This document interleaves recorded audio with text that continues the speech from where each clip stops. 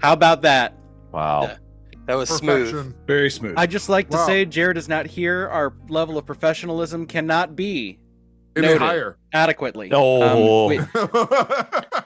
Because I don't know. Suck it, Jared.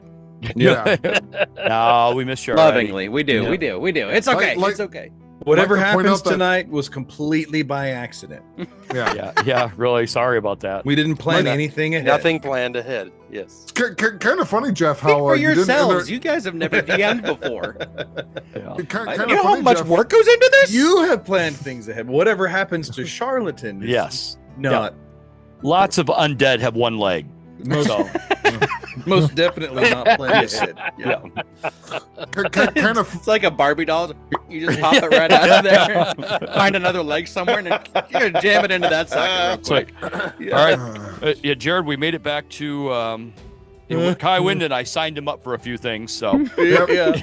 Primarily Little League. daycare. Your coach. Yeah. take care. Yeah, Trey, he's working at the orphanage. There's gonna be we're gonna have like Charlatan do like the pacifier movie, but like in Kywind. But the only Don't worry, I'll available, take good care of Calliope. It'll be the only available third base coach was Origin. So Oh no! Yeah. Gosh. He slid in. What a mess. Oh, never mind. That's just Origin. is he waving him home, or is that a hemoglobin? Yeah, that's right. Or an aneurysm. No, I don't know. It's a stroke. Yeah, Wait. no doubt. Oh man. It is a high pressure circumstance. So, Yeah. all right. Third stroke and you're out. Wait.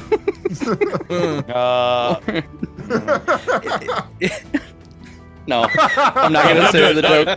Straight is good. Straight is good. Okay. Anyway, All right. there goes the last listener. So We don't need any time stamps this early on. I'll tell you the joke later, guys. Anyway, or we could just timestamp because man, it's right there on the tip of my tongue. Okay, thank you so much for joining us at the Fireside Fables, where I am self-censoring tonight because why not? Thank you to all two of you out there for right now. We certainly appreciate you being here. You make our lives sweeter by watching us lovable nerds and idiots gather together yet again to play Dungeons and Dragons 5.279 QXL. We are very, very thankful. Yeah, I don't know. It's just an amalgamation of a lot of things right now, our homebrew game. So it's hardly even D&D 5e anymore. So anyway, we're having a lot of fun though. Yeah. Come for the story, stay for some rules that Whatever. may or may not make sense. For some reason, yeah. It's a good time though. It's a good time. I'm So- happy you're here. We do have a joke. I can get over to the joke music so that I'm not awkwardly rambling any longer because I'm sure y'all are very tired of that. Where is this But that's what we do playlist? It really, really is. this is therapy. Playful. So. There it is. Yeah. Gosh, that took way too long to find that music. Don't worry. Take her away, Adam. Okay. This one's I've got a little personal experience with this one. So, Oh no. Oh no. why do medical students hate the final exam on kidney stones? Because they're hard to pass. Yeah. Because it's the hardest one to pass. I get it. Yep. Okay. Yep. Yep. If you've had kidney stones, tell us about how many, and Hey, put it no, in the just don't put it in comments. the comments. If you have a Uh, picture, put it in the doobly doo below. the blah blah. Yeah, the blah- doobly doo. yeah, whatever. Feel free to. I'm regretting that. Yeah. This you know, might not be commentable. Okay. Actually, just tell us about something that made you smile today in the comments. I passed the kidney zone. Oh, Definitely make you smile. comment how many drugs you were on when you passed kidney Yeah, stones. oh, Yeah. man. That might be a little man. more fun. Oh no, What we can't kind do of that drugs? either because the No. YouTube's never. Don't No, stop don't do commenting. that. We're turning comments off for this. Yeah, episode. you guys stop it. I Comments have saw been that. disabled. Yeah, you. Comments have been disabled for this video. Oh my gosh, this is Jared. Yeah. Jared, come back. Yeah. We are off the rails. Okay, Already. well, Let's be honest. If he was here, that would have gotten a lot worse. it would have gotten a lot Yeah. worse. There would have been 4 timestamps and a call to his Oh, mother. that's right. I'm sure. Because Yeah. Jared, that's right. Jared has huge tracts of land. sorry, I had to say that because he always says it. I just had to say it once. It Take that, Huge. Stephanie. doesn't make sense at all. All right. We miss you. So, So. yeah, we do. Come back. Oh, So I'm done with this music. We need to be moving on. Okay. It's time to move on. Yeah. Last time on the Fireside Fables. wow. Maybe I should start doing these as your followers at certain points.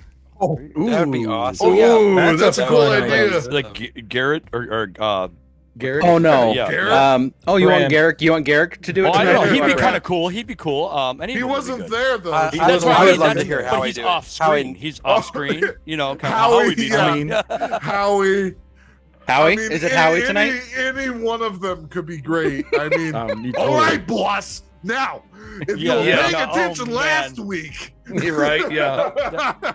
Brand could be pretty great for these. Okay, Brand would be I'll take some time to write up these a little more in character. So we'll There you start go. doing that hopefully next week. Good Okay. idea, actually. That's So- a great idea. Yeah, that'll be a lot of fun. Oh, Be those we could even Great cut those idea. as shorts, and that could be some content for the channel too. So okay, Hey. perfect. You're watching content management live in action. Live in people. That's right. All right. Unedited. And at the same time, asking where's the content. Well, Yeah. Well, Anyway, don't email us. Yeah, We'll well. email you. Okay. yeah. we'll have our people contact you. That's right. as Last we time on find the That's right. Last time on the Fireside Fables, we stayed in the elven village of Fyresidefables the entire time, actually, because there was someone very important to meet. One Domingo Antonio Nunez Carlos Esperanza Suarez, a very eccentric, strange wild elf, actually, one of the Legrim that has happened upon this continent. He's not a native to this continent, and yet he is here. He's trying to wake up some of the elves, and also is on the mission to discover why the area of stillness is upon us. And so, as the party got to know him, get to contact him, he ate all of their food, pretty much, and told them that he would call them when he needed them, but he was very grateful to make their acquaintance, and that he had other things he had to go and do, specifically regarding a lot of lore that we unpacked last week, that pretty much took most of the time. There was 0 combat. It was all lore drops, essentially. So if you missed that one, Fantastic.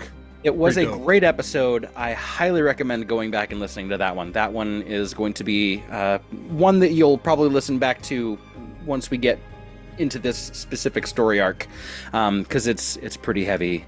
So thank you.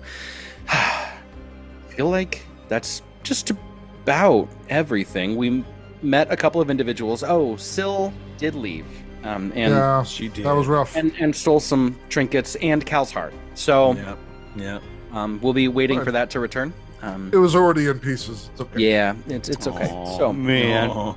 We let Arlen speak more than once.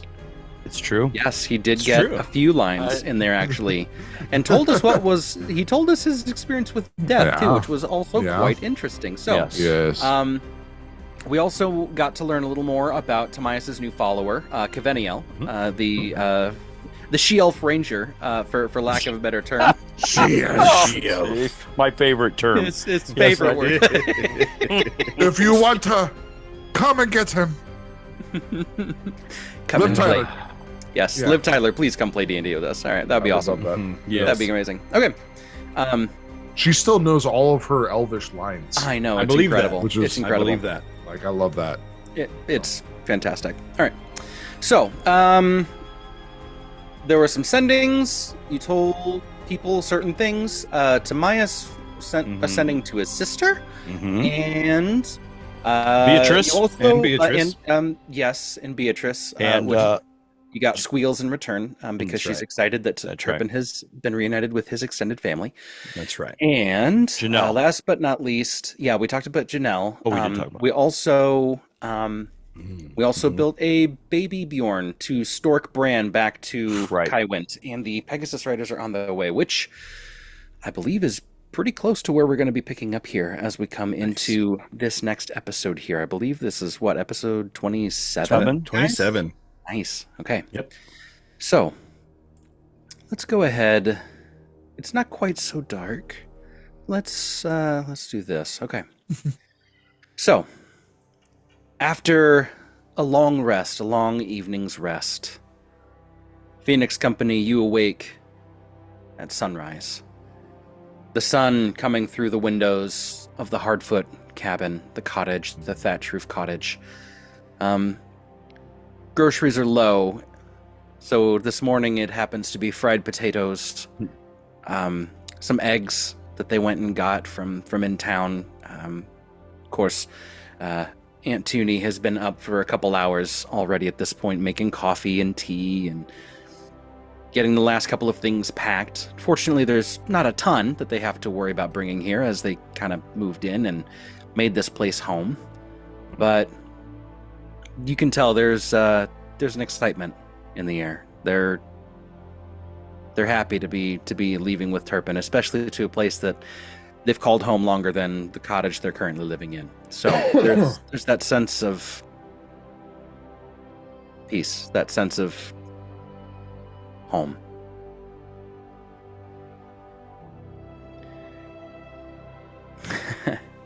So you awake.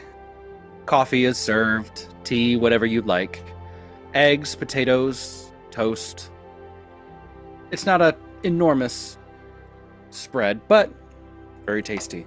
Toonie's cooking is excellent. As always. It wasn't her home cooked. It wasn't the sourdough this morning. She went to the bakery in town and picked up some of the elven stuff. So Keep us full for the road. Lambus bread. it's moving day, so sometimes you got to stop and get Arby's, you know? Love me some Arby's. Curly fries. Got Curly the fries. Yes, meats. sir. Arby's, come and play We have D20s.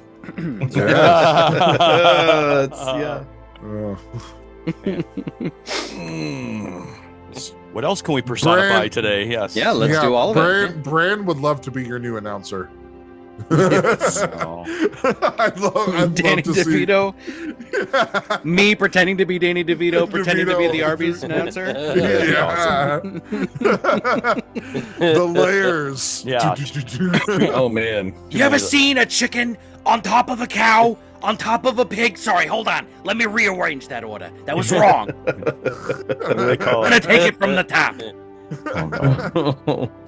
What I mean to say is we had the meats. Lots of them. You guys want the meats? We's come get the meats. There you go. Gosh. Do we even know where the rails are at this point? I don't know. There are No. none. No, there are no rails. This is going to become a West Marches campaign at this point. It's just a free for all every single week. We don't even know who's playing. We're actually just doing the dry run for the next Monty Python. It's true. It's true.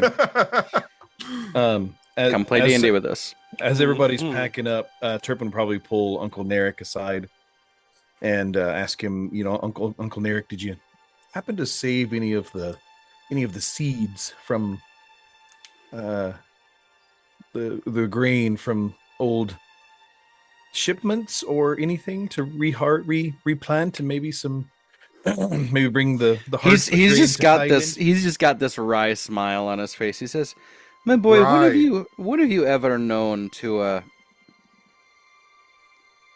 what have you ever known me to not have a little of the old seed around?" I thought so. I just wanted to make sure because Actually, actually the first thing I packed, my boy. okay. I actually had a nice little spot up on the top of the Dawn side. I guess it's maybe the formerly Dawn side or the.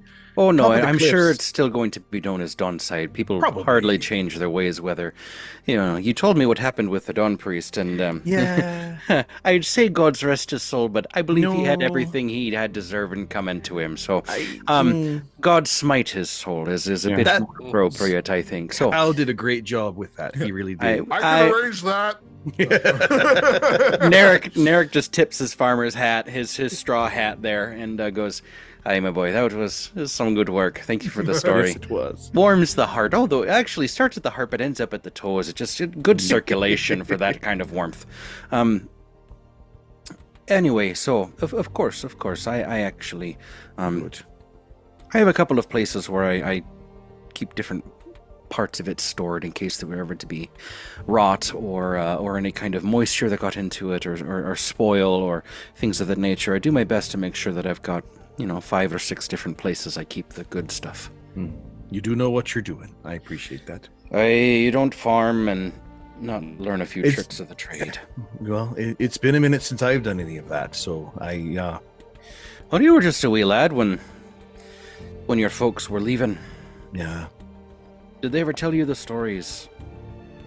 Some of the things that they had learned when they were leaving, and he kind of gives a shifty look over at Arlen. I mean, we weren't on the boat very long after we left. I mean, I know that there was some fighting going on, Aye. as much as a little fella can know, but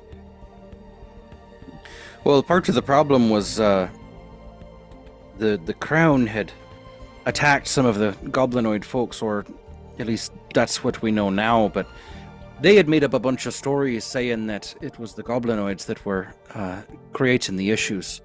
They used them as some sort of... what's the fancy... There's a fancy word for it, a reason you declare war on someone, or... Tomias is who I go to for fancy words. Cassie... Pass the buck. What? No. It you doesn't talking rightly matter. No, but I'm a sure. reason that you would declare war upon someone. They said that they had attacked members of the royal house. Some of the cousins along the lines, and they went in and started rounding them up. And the goblins that were captured and brought in, it was rumored that some of the farmers are the ones that tipped off the government, the secret police where they were being kept, and so a bunch of the goblinoids started to turn on the farmers, you see, my lad. That's part of the reason your folks got hit as hard as they did, and their lands were scorched and salted the way that they were. I didn't know that happened, but You were pretty lucky to get out of there when you did. well, barely. But yeah. I don't know any idea what's going on in Areophis nowadays. I mean, any news from there? As far as Rumors? I know, it's civil war. Still. Terrible.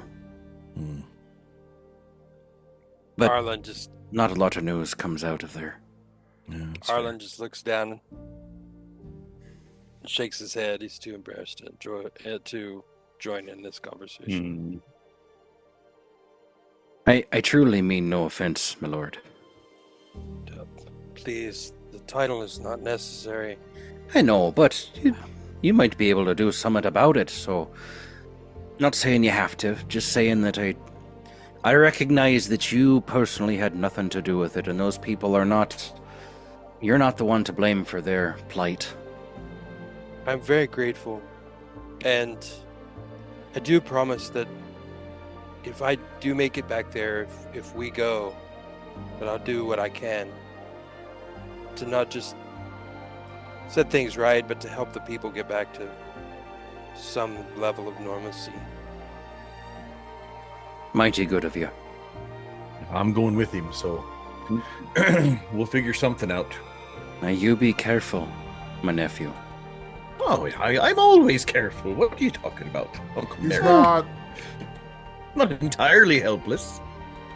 I did hear a story about you running into the middle of a street and trying to cast a spell on a certain You know, knucklehead.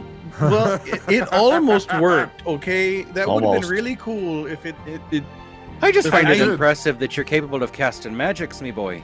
Well, pick up a couple of things along the way. Well, you've picked up more things than I've picked up along the way. At least in terms of primal magics. That is what they're supposed to be called, right? There's, 3 or 4 different means or by which one can cast magics in the world? I'm hardly the expert on that one. That's an Elias and Timaeus conversation.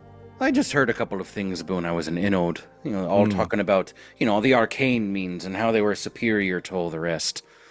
They'd look down on the celestial divine magics, of course, but the primal ones really seemed to piss them off something terrible. Well, okay. I'm just saying, just what I heard. They do come in handy, I'll tell you that. Maybe that's why they don't like them. Maybe. They're too handy. Anyway, Very useful. this is neither here nor there. Well, I'm glad we got some seed. I'm looking forward to some fresh hardfoot grain. Oh, Again, to yes. make sure there's water first. That's fair. That's true. That's very important for plants. Clovis, bring me pipe, boy. Yes, that one. Turpin, you want to smoke? Oh, why, of course. Bring the second pipe. No, not that. Yes, that one. Good boy. And he hands it to you. Uh-huh. You'll take it. What have you got? What have you got to smoke? You got any long bottom leaf left? What on earth are you talking about? That's copyrighted material, sir. 7 more years until we're allowed to use those words. No, sir. This is just good, clean pipe tobacco. Are the elves smokers, Timaeus? No, of course not. Only no. Well, Not for the unless most part. Not for the most part. Okay. Some incense, maybe. Elves, they're more of a dip. Wait culture, a you know? second. Are you saying they smoke incense? No. Just the rebels. Just the No rebels. wonder they're loopy in the rebel- head. It's a teenage young thing, ones. Holy Yeah. crap. When those kids get around 80, they start doing that to rebel. Oh, legendary. Can't wait to try it one day when I'm 80. Anyway. Got to get there first. Oh. Anyway. So, breakfast is had. Any other conversations to have before the Pegasus Riders arrive later that day?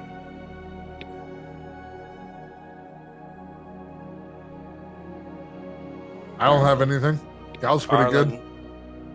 Arlen will check in with Niv and make sure that she's She's not there Ship at when you first wake, but you head out and you can see her sitting on a tree branch, the Forrest Gump branch that kind of shoots way out. It's thick, and you can just sit and watch the sunrise, and you can see her. She's got like chalk, and she's kind of using her thumb to smear to get the right shades of the sunrise. And as she's looking west and just enjoying it, she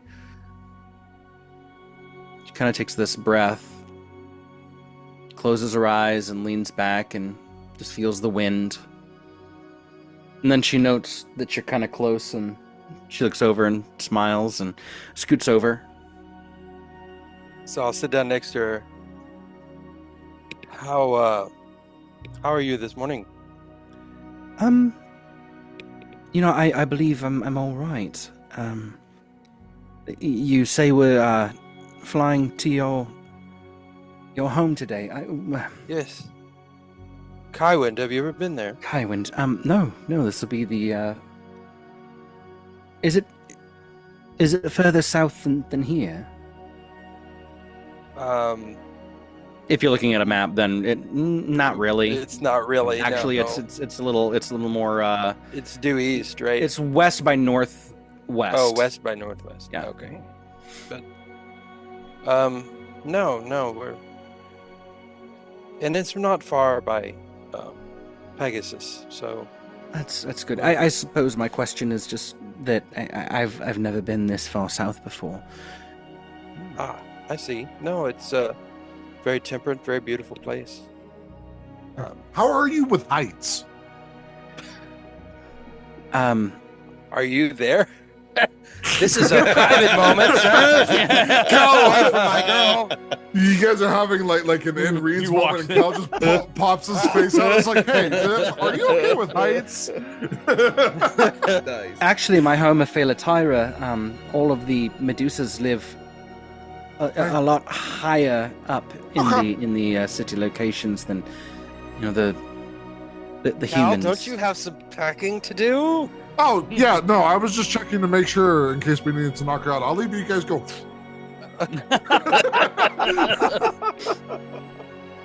Sorry about that. He seems No, to be a bit it's- intrusive. It's all right. I just want to She make kind sure of takes a moment and she kind of flips back through her sketchbook and she shows you, her drawing. It's just pencil, and it's this beautiful like temple. Almost, let's see, it's more along the lines of like the Incan temple in its structure and design, almost that Mesoamerican, but maybe a little more on the sleek side. There's not as rough around the edges. It's there's more angles than there are the curves and the rounded edges. So. But the temple structure you can see on the picture, there's multiple high places. They would call them the high places. There's a specific kind of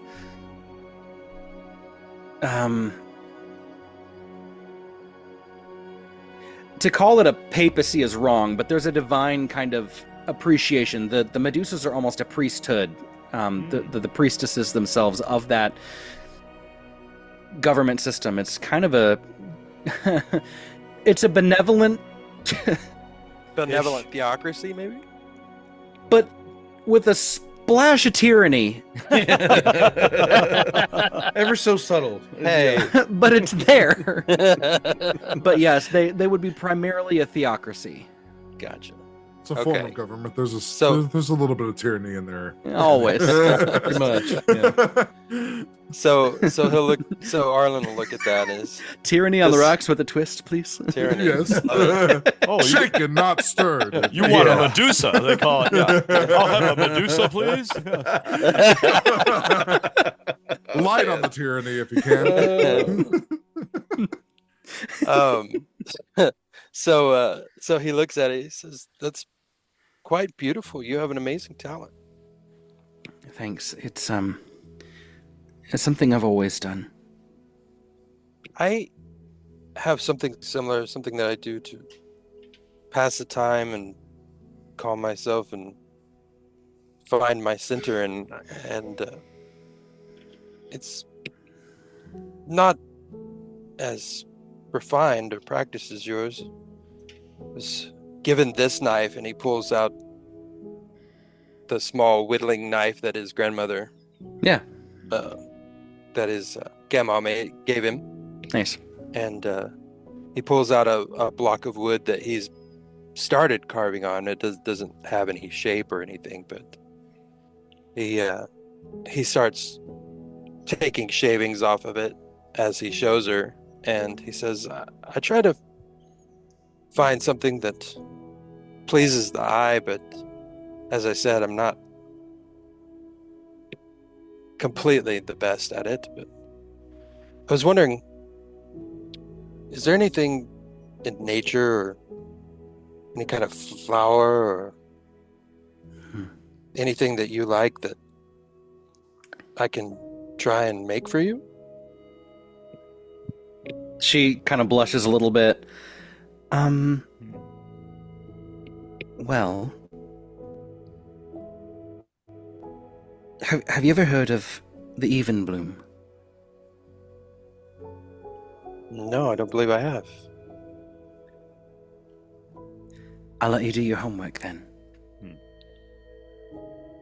Challenge accepted. And he smiles at her and takes a few more shavings off. And they just sit there in companionable silence, Yeah. at least as far as Arlen goes. Yeah, she goes back to her charcoal and chalk and Well, if you're not sure, I found some Motrin. I was looking for that, my boy. Bring it over here. Just in case. The apothecary had some. Nice. Herbs are us. Herbs are Yep. us.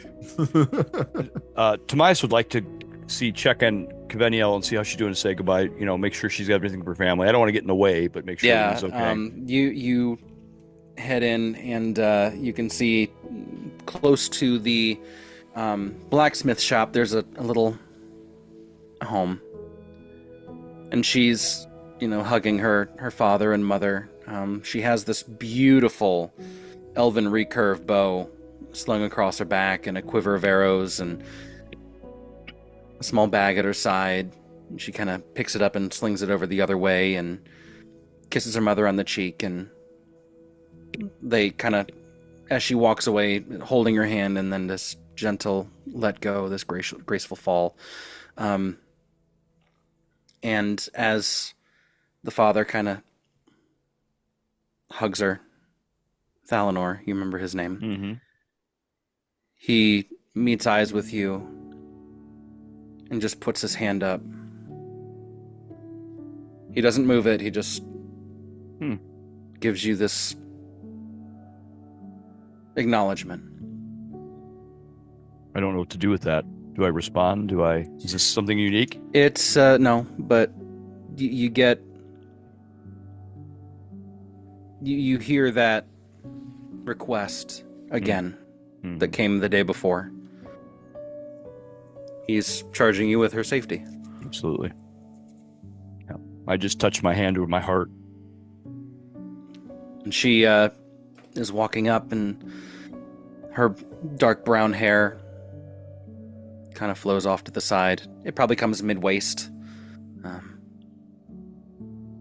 Well, I suppose we're going to be leaving very soon then. As soon as they get here. Yeah. You good? As the curtains fall, I'm ready for the next act. It's a new song for you. Yes. She is walking with you. My parents were quite taken with me being an actress. I had forgotten a lot of what I had done before the sleeping. Even though it's only been 2.5 years since we woke, I had begun training as a ranger, but most of it, well, I still would engage in the performances and recite and, prose, poetry, dialogues, monologues, letting my wind add to the culture of our village. And in that short amount of time that we've awoken, I've forgotten so much of it. You've made me want to remember. I hope you do. And let me tell you about my sister. And as we walk back. Please do. So I'm just going to go on about how she's such a performer now and an encourager and with words more powerful than swords and arrows. So.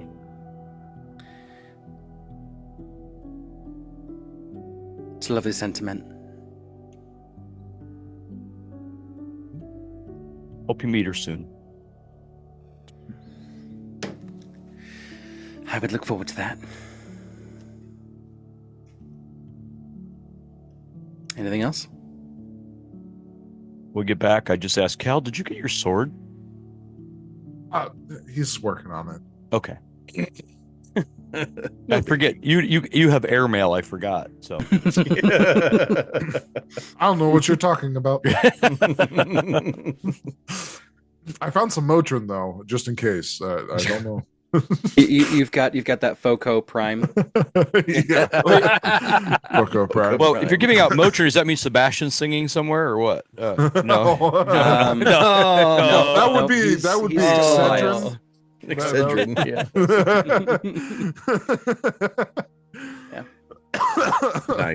Nice. Yeah. So He's not here, so. yeah. No, Elias is he's kind of doing his normal thing right now. He's kind of flitting about to and fro, engaging in little conversation here and there. He travels light anyway, so he's giving a helpful hand to others, but he's being pretty careful not to take on any other personas just yet. He's just been Elias while he's been here in the village. Makes sense. Turpin will probably talk to Bran and try to prepare him for the baby Bjorn thing. Yeah. Like, okay, buddy. So it's going to be a little tricky getting you back to Kywind. So how are you? How are this you? thing with kind of heights? feels like a diaper. Well, yeah. That's It's hoisted up. It's tied around the waist. That implies that you've it's- worn diapers before? Well, yeah. Who hasn't worn a diaper before? This one's got harness attachments. Yeah. Do you might be go well? There I might be a mean, business opportunity here. Hear me out. That's true. That's true. I just You wasn't. take the diaper, you wrap it around Ma's shoulders, and the kid can just swing and mess themselves. It's gonna be great.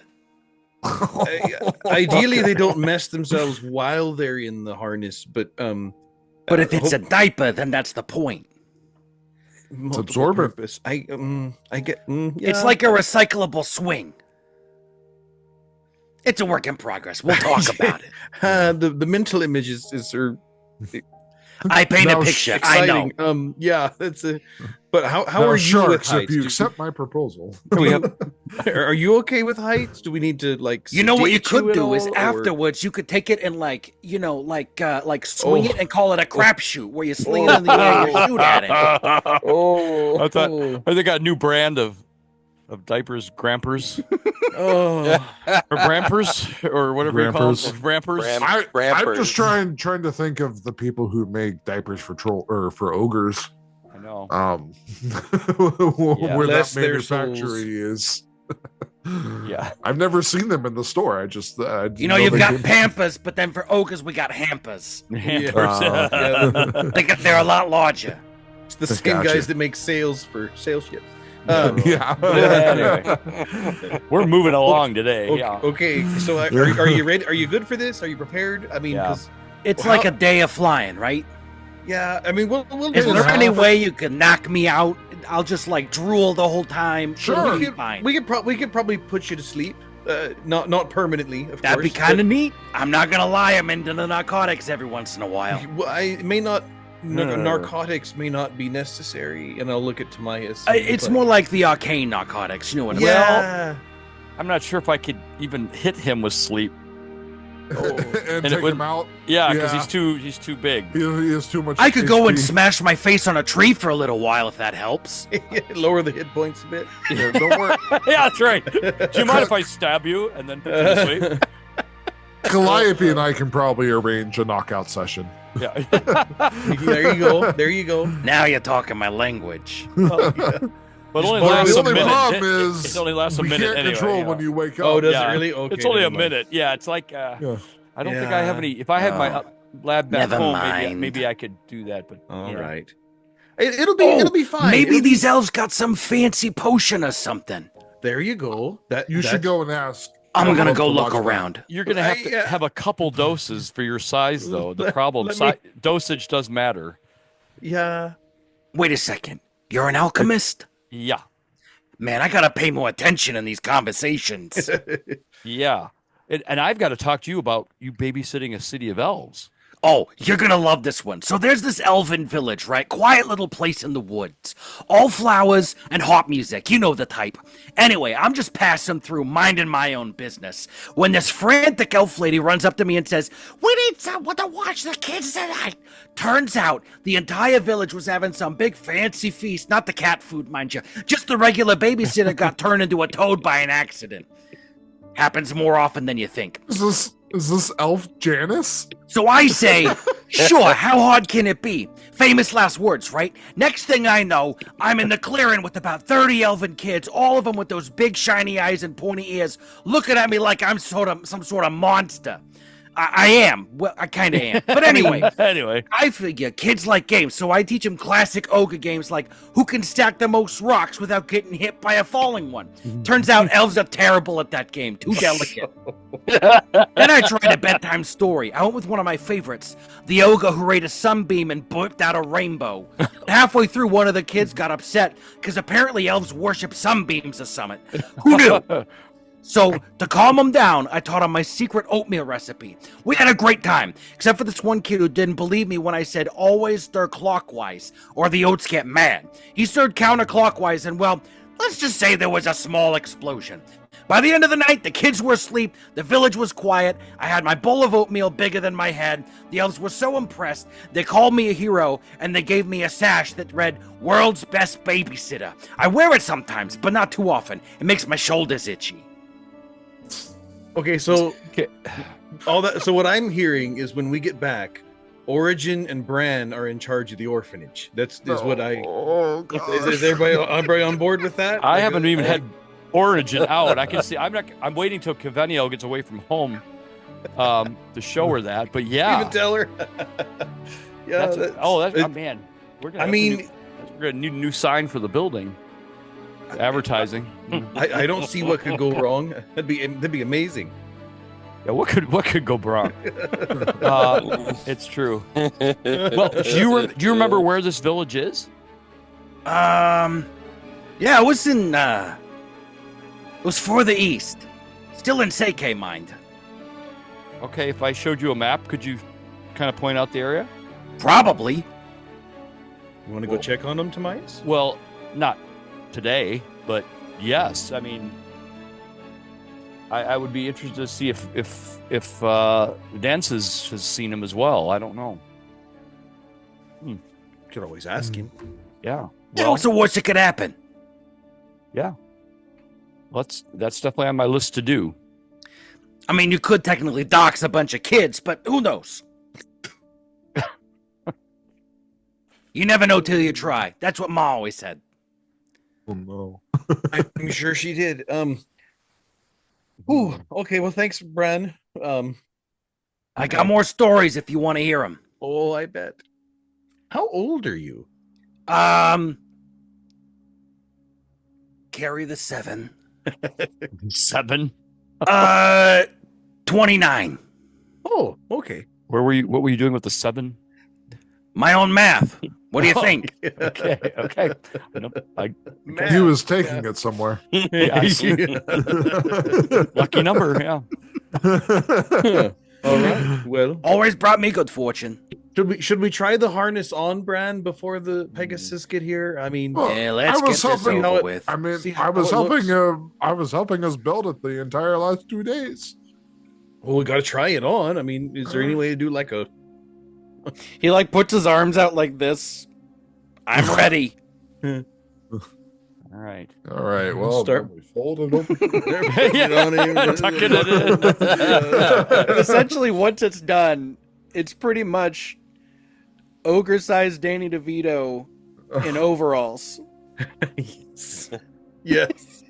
With little It's like- loops around the side. And It's chafing a little bit, you know. it's only Next, temporary. It's B, not your... B2. I'll add extra padding around the chest area. Yeah, okay. Maybe some of them elven silks. I'm a little sensitive, you know, in the chest area.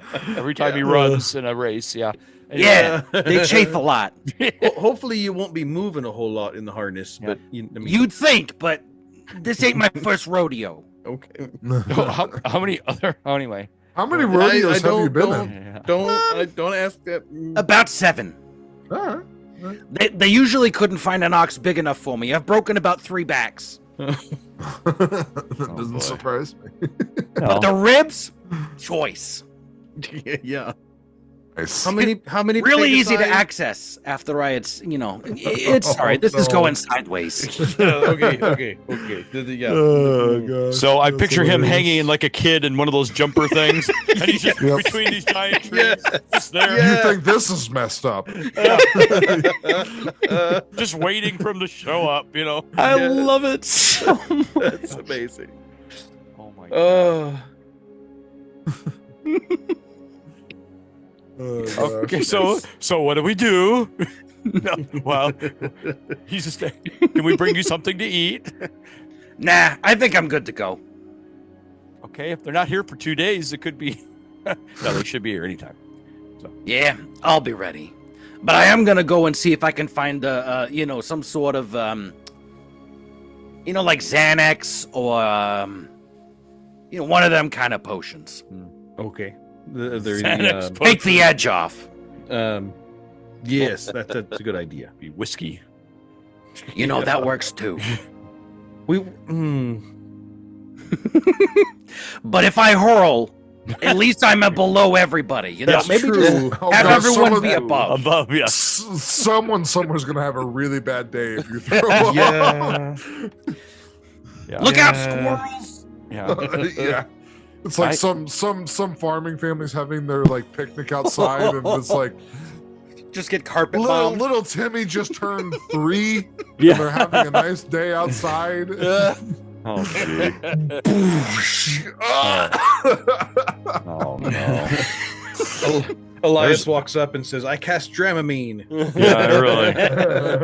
Yeah, I mean, I don't That's what I was. That's what it is. If- Dramamine. If Yeah. I can do something with my alchemist kit, I'll be in a short time. I'd be glad to. I just don't know if I have that much equipment with me. You head into town, and there's a couple of things that you could do to kind of just Like a take the sedative? edge off. Yeah. Yeah, okay. my a mom light and dad sedative. for the ship trips we would always take, the sailing trips we'd always take every year. Ginger was very handy. It helps with the stomach. That's good to know. Have him chew on a giant ginger root or something. Well, try some. Yeah, chewing is a good idea, actually. Yeah, chewing helps too. Helps with the air pressure. That's Got right. it. That's right. Yeah. Yeah. Okay. Well, I'll do what I can do if I can do anything. A little sedative, a little. Here's a Benadryl. Exactly. Yeah. Yeah, lots of It Benadryl. is. Yeah. Lots. I ain't and lots of sneezing. Benadryl. Just take the Yeah. entire bottle. Yeah. He's quite a big dose. Yeah. It's Will yeah. Smith come to D&D with us. Oh yeah. Oh yeah. Yeah. That. Great scene. Great scene. Good stuff. Good Okay. stuff. Nothing else I can think of. But, Huh? no other word from any of the elves. The high priestess doesn't say anything else. I mean, Anything else to? nothing else to really be of note. Just a well-wishing. Mm-hmm. It's formal. It's Mhm. well intended. It's a blessing that the winds Mm-hmm. would carry you to where you need to go. There's nothing else pressing to speak of. I mean, she already has given you a relic Yeah. of her ancestors. Yep. So That's Yeah. pretty big. Yeah. Not much to go on. A whistle that doesn't work. No. Yeah. right.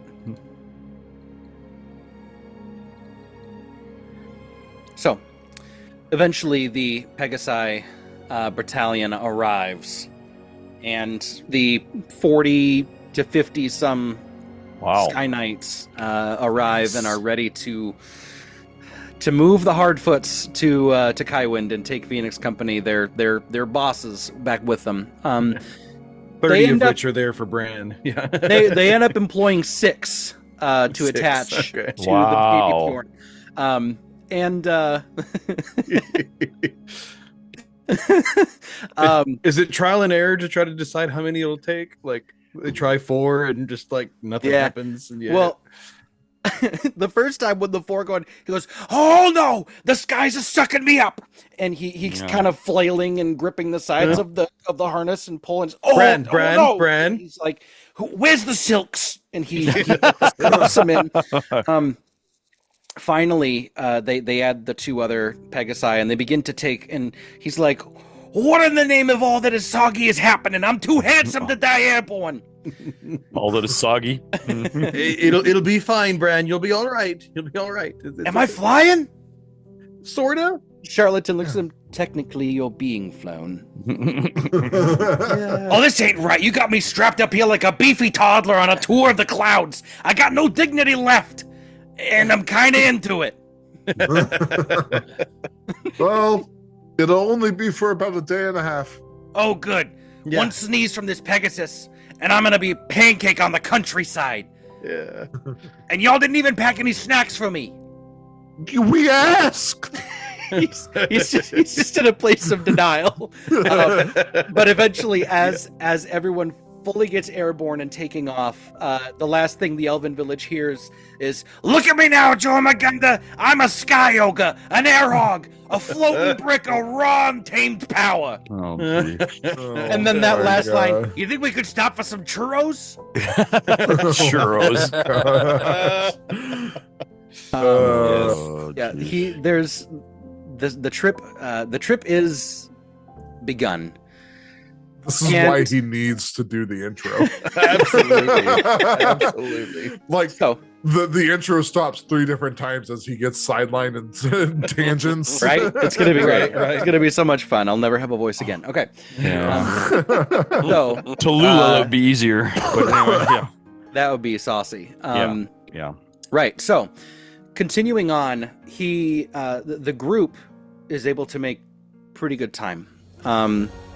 Eventually reaching that point in the night where you've got to stop, you've got to bed down.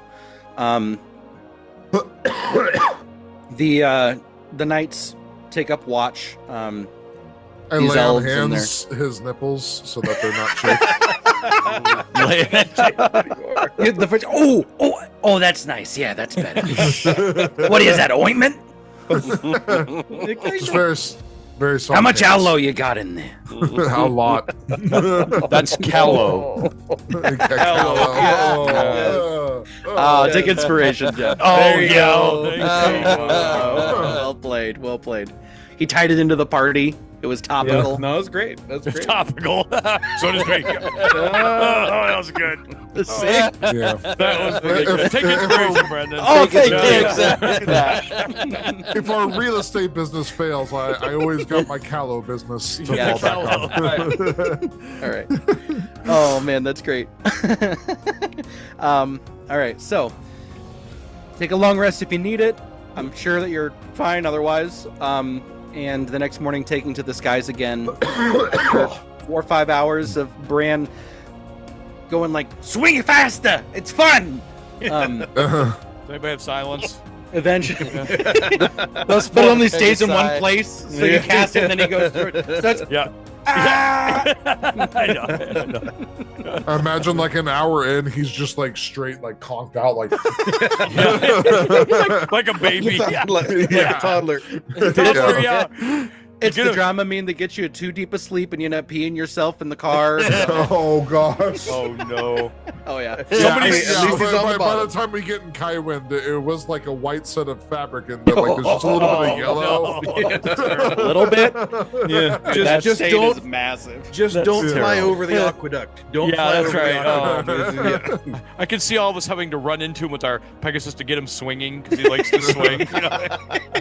Yeah. Well, yeah. I can only pump my legs for so long. Yeah. It's a lot of exercise. Anyway. Anyways. Man. Oh, I love him When so he's much. snoring, he actually slows down his Pegasi. Like he's like whenever he exhales, No, His inhale. the inhale actually speeds him up. speeds him up. Yeah, He that, Blows it out and slows him back down. he's actually a more effective swinger when he's asleep because Yeah, of yeah. He creates the his own rhythm. tailwind. His own Oh, rhythm. no. I can see as he's swinging back and forth, like the Pegasi have a hard time like keeping separation. Yeah, I know. Like they're like I mean, they're like almost running into each other. The Oh no! Pegasus riders You start look at asking the for 4 different Dramamine. riders, and they're the 6 different riders. They're pissed. They hate it so much. They're They not start having a asking for good day. Dramamine. Yeah. Non-drowsy, Oh my of course. Okay. Of course. I need to model this in Blender somehow and do like Yes. like an 100%. aerodynamic study on like the aerodynamics of like 6 Pegasus and Bran being Yeah. underneath them. The amount of drag that he creates Yeah. is I not, know. it's not great. We will recommend Well, a commendation for these Pegasus afterward. You know, Probably and, have to rotate the Pegasi. I It right. might be Rotate through the posthumously Pegasi, even. yeah. and Yeah. give them hazard pay and everything. Yeah, Yes. that's right. Yeah. We're gonna lose our whole. They defect after this. Yeah. But regardless, dignity or not, flying first class in a Baby Bjorn, Bran has the time of his life, and eventually you can see the skyline of Kywind coming into view. The neighs and whinnies of the Pegasi, the rejoicing of the Skyriders. Eventually, you're able to land. Yeah, they're super excited. They're so happy right now. So happy to be back. And landing in the hustle and bustle of the city of Kywind, you are able to land actually right in your villa in one of the main Nice. receiving areas. Let's see. I don't even know what you would call that. It's not the gardens, but it would be kind of like that formal, Courtyard. welcome. Kind of a courtyard situation. Yeah, definitely. Courtyard, yeah. Gonna eventually turn it into a landing pad. I mean, let's Yeah. just face it. You Yeah. think we're doing this again? You'll need Well, one we're- anyway. we're- Yeah. we're- Oh yeah, that's we're right. building- Yeah, with the we're building- For the yeah. Pegasus. For the airship. Yeah, I see what you're saying. Well, we're building a lighthouse for the airship. Right. Yeah. Upper story loading With a zone. mobile dock, yeah. Right. That's gonna be Or cool. a sky dock, yeah. That's gonna be cool. That'll be dope. All right, so welcome home, Phoenix Company. Nice. First thing, Turpin hops down and just releases Kara out of the keeper's chamber. Just let her know we're home. I love it. That's cool. That's cool. Dance We need to around. get a second one of those for Bran next time. You know, I don't know how I don't know how easy they are to find. Maybe Well, you can maybe talk Sandwich. to Sandwich. Yeah. yeah, maybe Sandwich can find one or make one up. Make something like that. one maybe potentially. That's some pretty I got significant two magic. arms. Yeah, that's some So, serious magic. So Yeah. Is it? Okay. Well, Might be worth it though. I mean, I'm sure. yeah. Thank you. Like he's like, thank you to the elves. Yeah. Yes. I'm like, Thank you, ladies." guys." give him a Much tip. Give him a tip. appreciated. Yeah. Yeah. They're all giving us scornful looks as they fly away in disgust. Only time that'll happen. Promise. Most No. probably. Can't promise that. Can't. Bran is getting unstrapped.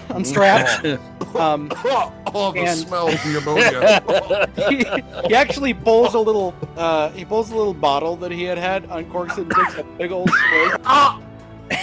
And he puts the cork back in it, and he goes, "Oh, boss, by the way, Oh, I've got to tell you, I'm impressed by your eating capabilities. I was impressed by dances. No, but I'm saying you eat like a war beast in a famine.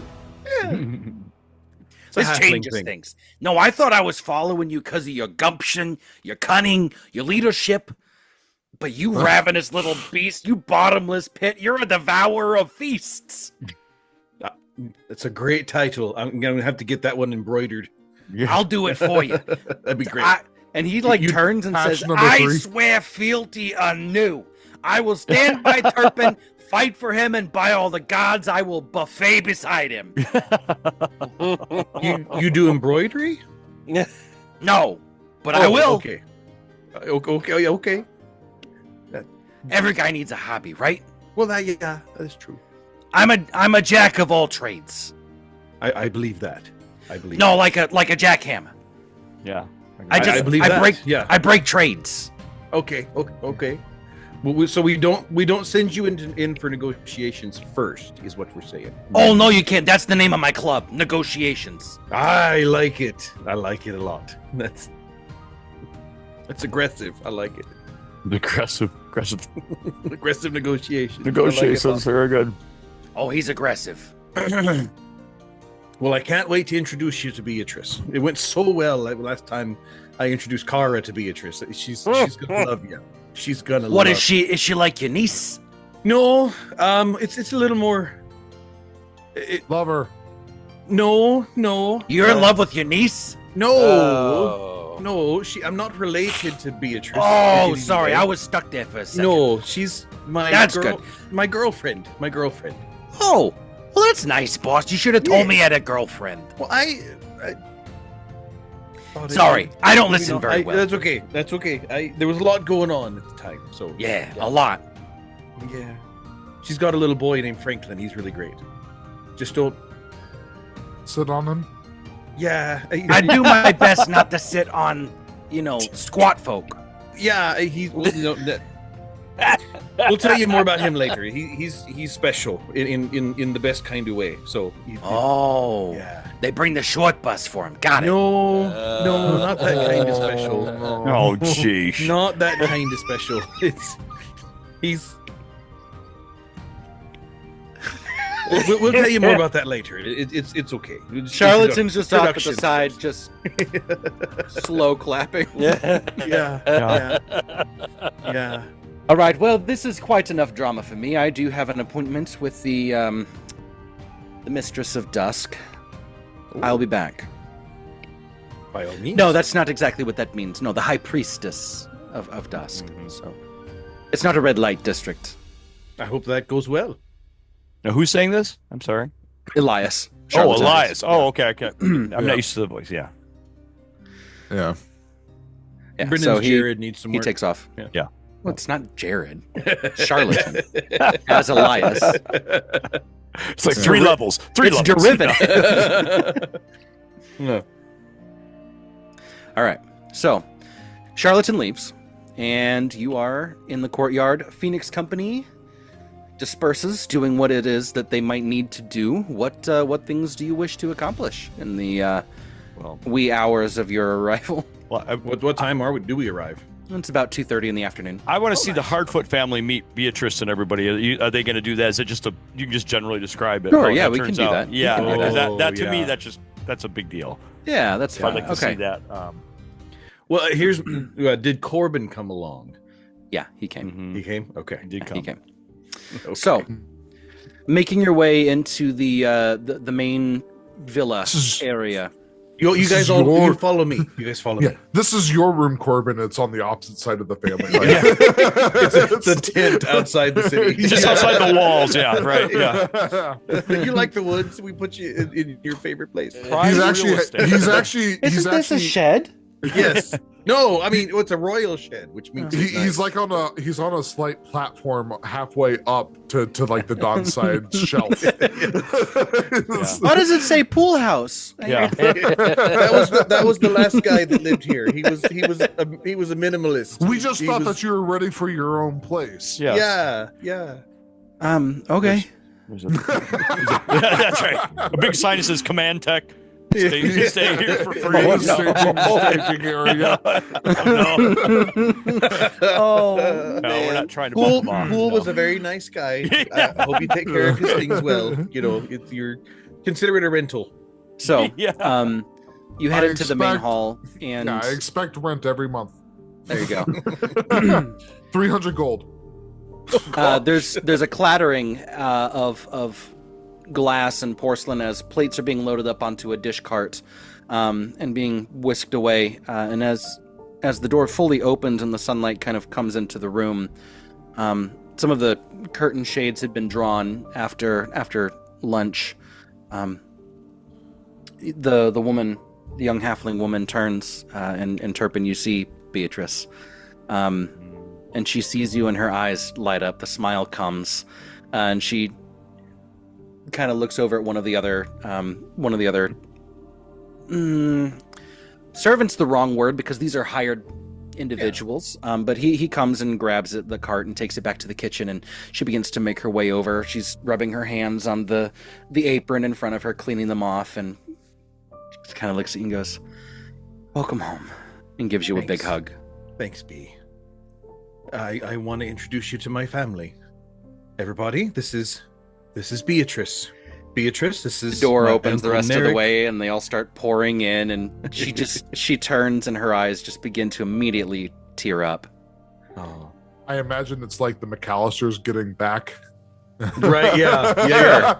Oh, most definitely. That's a great visual. Lots Absolutely. of people talking and like Yes. just Oh, and Everyone, all the everyone, women, all everyone. the ladies are taking to Beatrice immediately, Yes. Yeah. just welcoming her Oh, right yeah. in.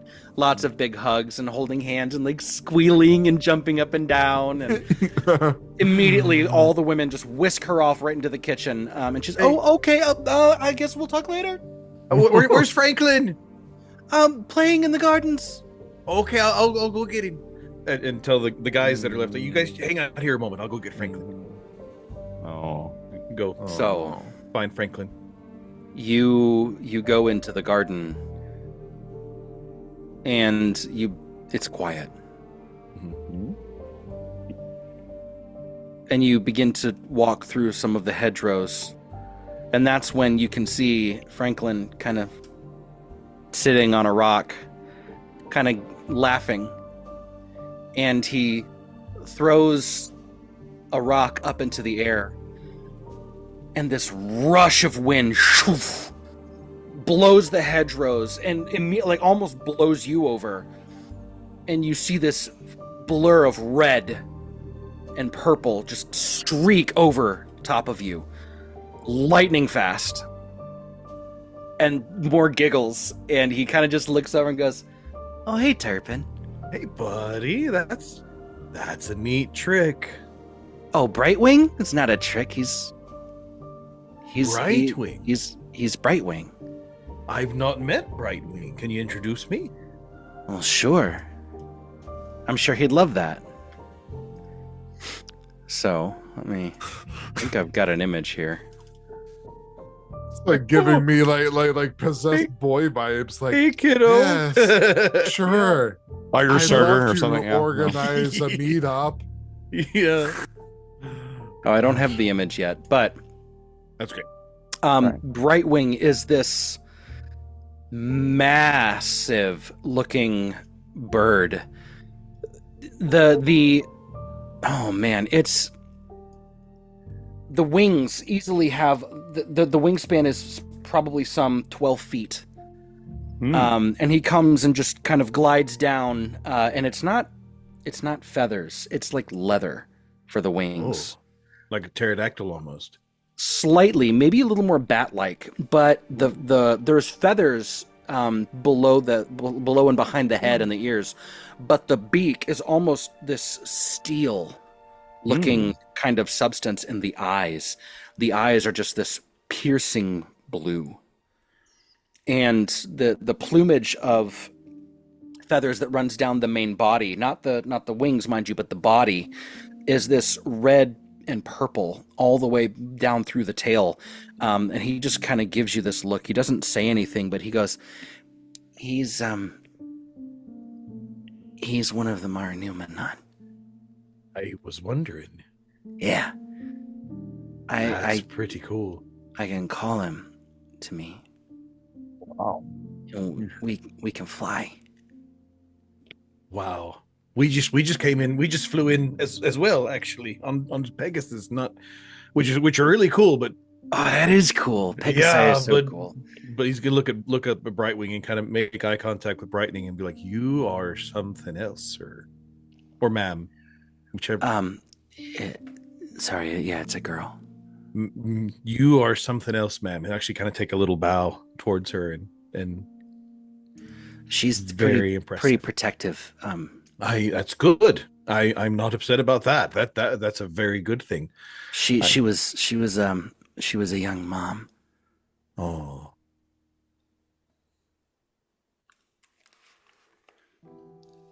I like that. Yeah, the ones that I've met have told me some of their stories. Did you know that they were all elves? We did find that out very recently. It's kind of cool. It is cool. I like the elves. Timaeus is a pretty neat guy. Oh, we met an elf that you'd really like. Hopefully Yeah. he comes by the villa at some point. But we've kind of got him on call. You know, he answers to us, obviously, and because we're a That's pretty big cool. deal, you know, and we pretty much got him at our beck and call, really. But you know, Wow. at some point you'll meet him. It'd be really great. His name is That- Dances. It feels a little forced. he likes this. He like. Well, that's different from being at your beck and call. Well, okay, that's fair.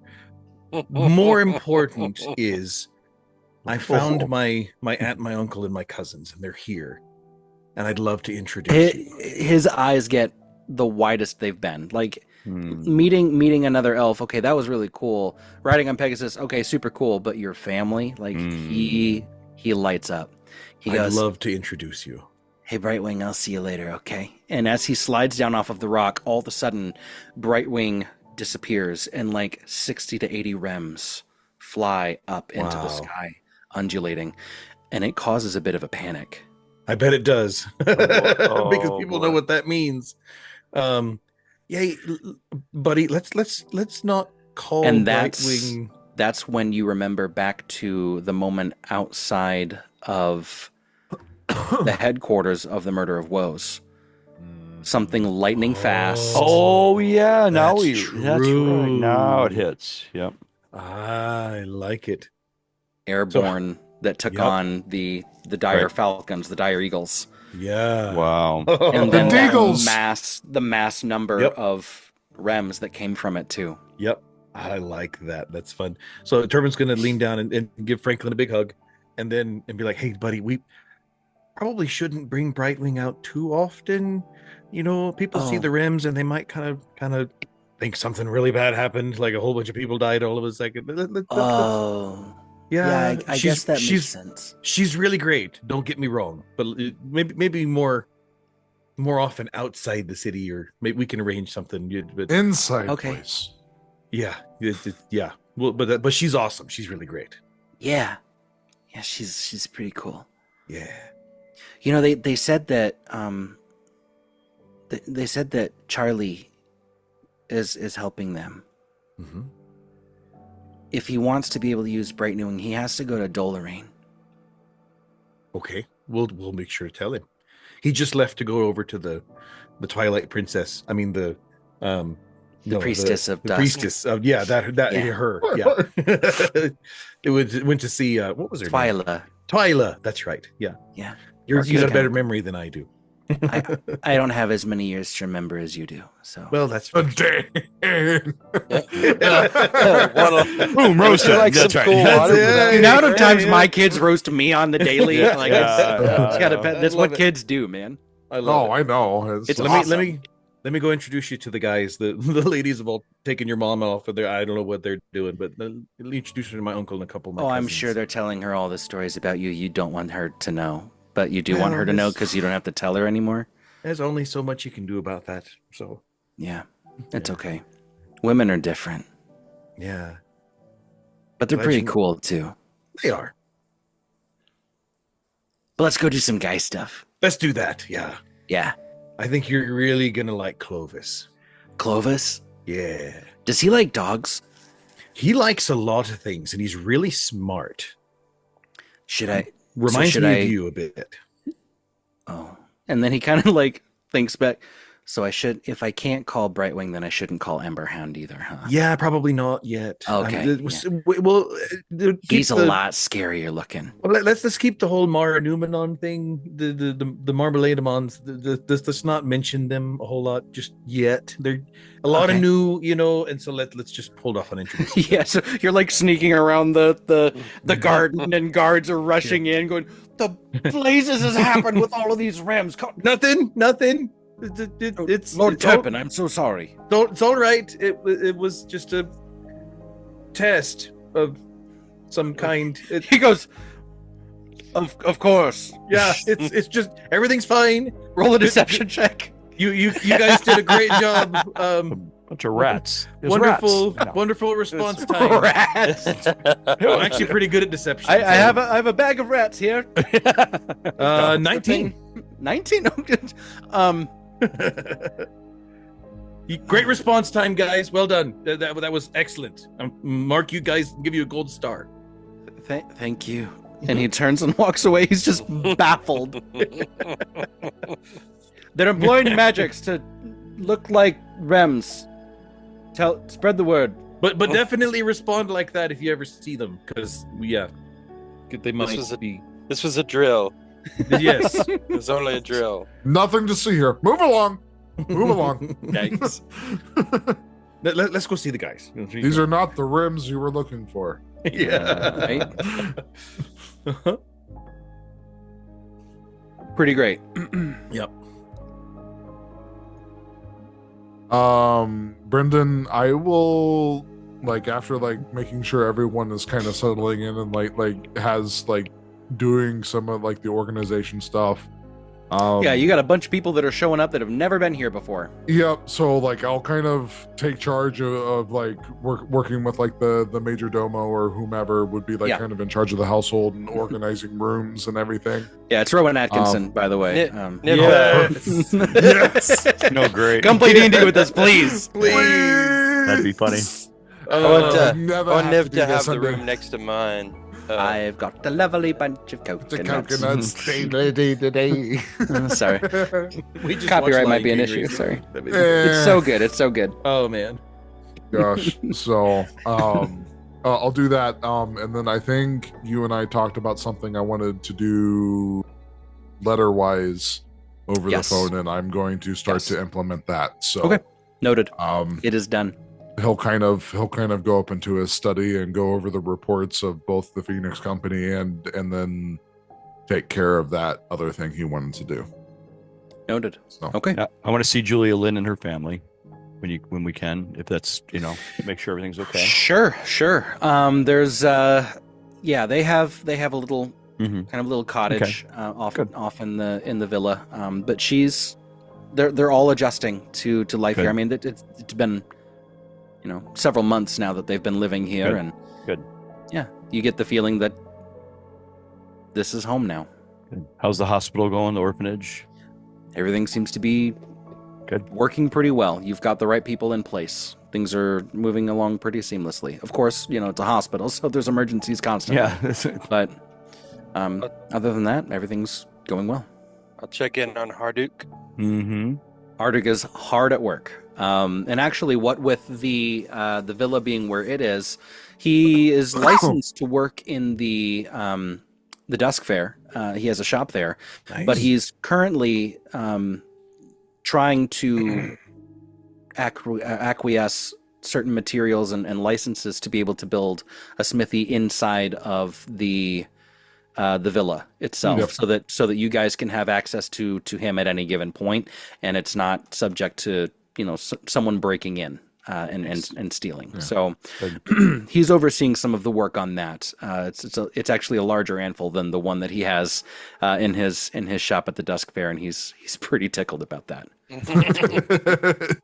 I'll introduce him to Niv and make sure she has the room next to Arlen's. Okay. Okay. Yeah, he pleasure to meet you. He offers a large hand, and she's just kind of wide-eyed and takes it gingerly and shakes it. It's not a weak shake, but it's also not, super duper strong. She's not a very strong individual, but he goes, "Welcome aboard. Boss here's a good guy. Takes care of me." I'm gonna get back to some of the, Absolutely. You're doing fine work, Harduk. Thank you, and if you need anything done on your rapier, let me know. Of course. I got time. All right. Or if anybody else has work that needs done. I know Cal was thinking of some stuff with his, weapon and armor's all we no. need to tune up. So Oh no, yeah. I actually have a couple ideas I'd like to talk to Harduk about, but that's another time. Yeah. I just wanted to see if maybe just little bitty things, whip up a couple of sparring blunt tips for my my crossbow and my short bow, because Calliope and I are gonna have some sparring sessions, and I don't want anything that's gonna actually cut or anything like that. blunted tips. It's still gonna hurt, but yeah. Blunted tips for the crossbow and the Yeah. Charlatan, I ran her through again. How? Yeah. You're okay. You're okay. And I wonder No. I wonder Don't if tell they've- mom. Don't tell mom. I wonder if something like that might actually be useful for some non-lethal ranged damage or something like that. I want to knock a fella out, but not kill him from a distance. You could talk to your Bowyer Fletcher about that. Yeah. Do I have my Fletcher yet? You should. Let me pull up the notes. Talk amongst yourselves. This Fletcher's kind of like the Mason. Yeah, you never heard of No, I've got some ideas. Brendan and I have talked a lot about him. He's capable of doing some pretty cool stuff. That's neat. Yeah, there's some fun stuff that you can do with the creation of arrows. The and limited use kind of a thing. Like it's one that I'll actually keep track of. Like potions, but deadly. Right, yeah, but distance. Yeah. Right. Yeah, I'd love to work with you on that. Yeah, I'd love to work with you, do some kind of magic arrow materials and things. Tools. Yeah, alchemists. We're working on that. We could throw all that together. It would be cool. Yeah. Yeah. Attach a vial of alchemist's fire to an arrow. Right. Wasn't that like that'd be cool? Yeah. Like some of the idea behind like Archer originally was like to have like the different kind of like arrows and stuff like that. There you go. There you go. Right, like Hawkeye's kind of different. Yeah. Yeah. Oh, that was so cool. Yeah. But just some ideas for if Hardook, whenever you get some free time, that'd be great. Very good. Yeah, happy to. Yeah, we can talk. Sweet. I will at some point. And Brendan, I know you're looking stuff up, and maybe sorry to put you on the spot, but I would like to summon my sword at some point. Yeah. Okay. And get the description of the changes that were made. So yeah, sure. So he sharpened it, which increases the critical range, and he also attached the brutal tag.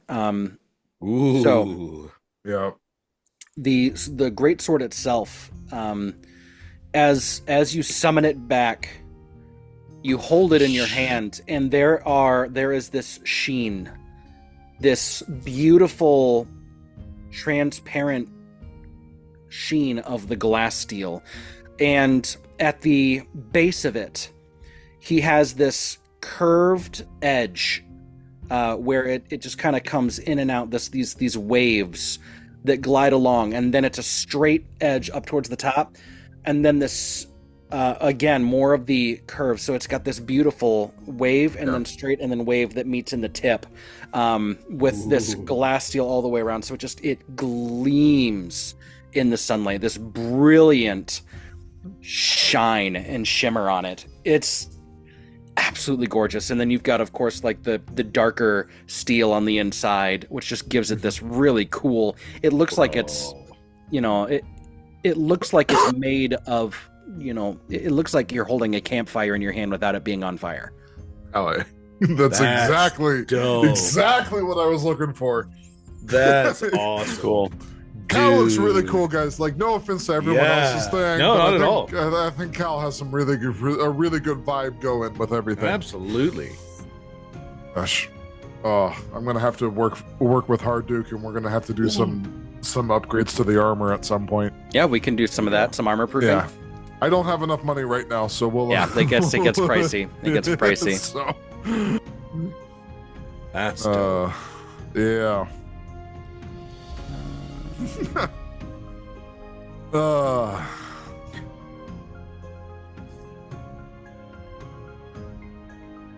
Lord. Turpin would want to plan with Beatrice like a big welcome home dinner. We can definitely do that. Yeah.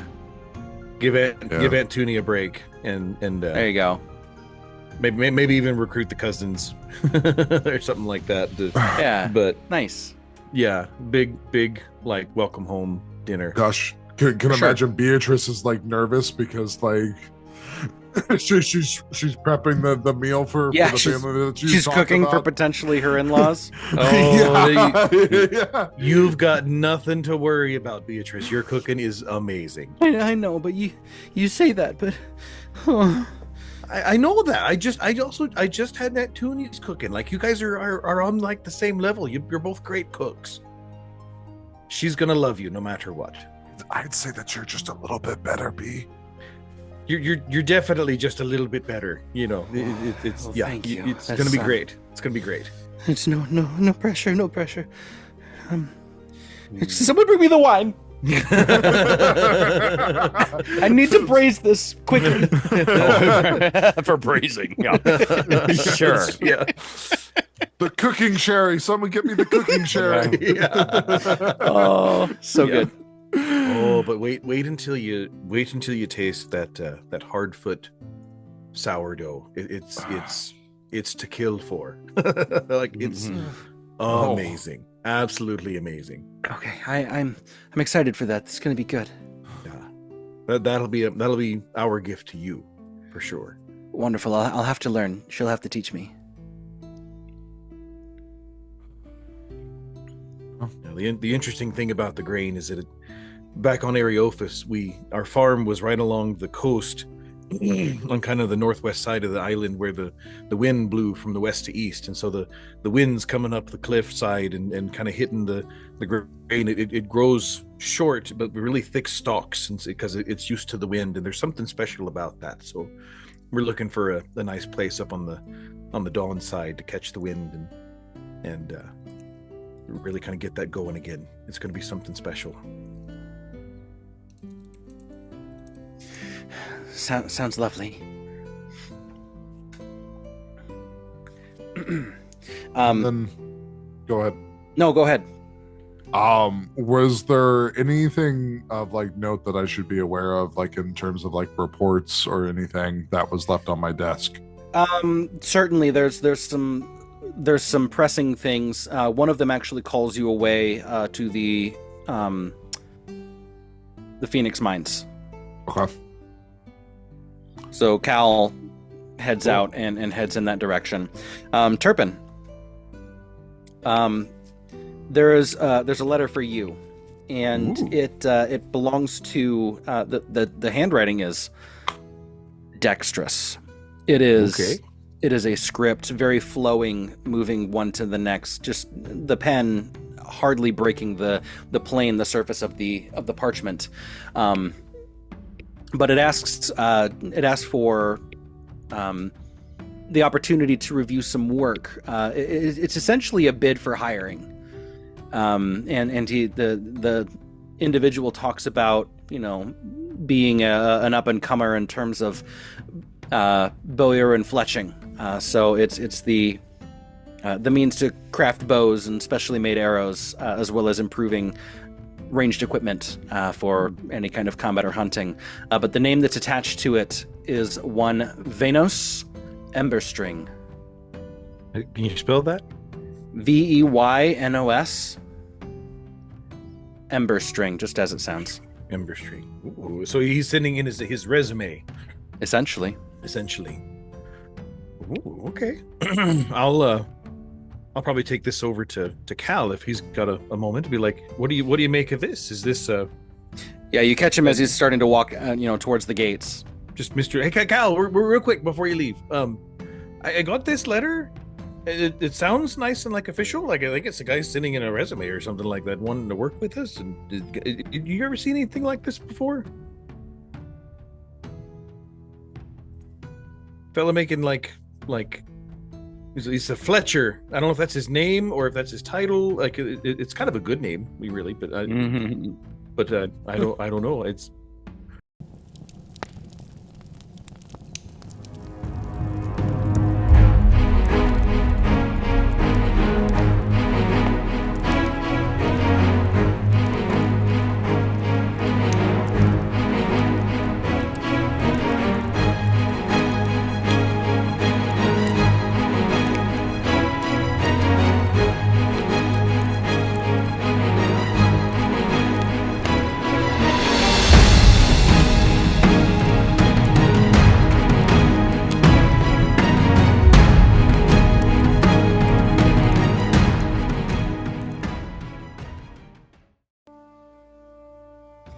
Hey everybody, we're back. We had a little bit of a technical difficulty snafu that we had to address there.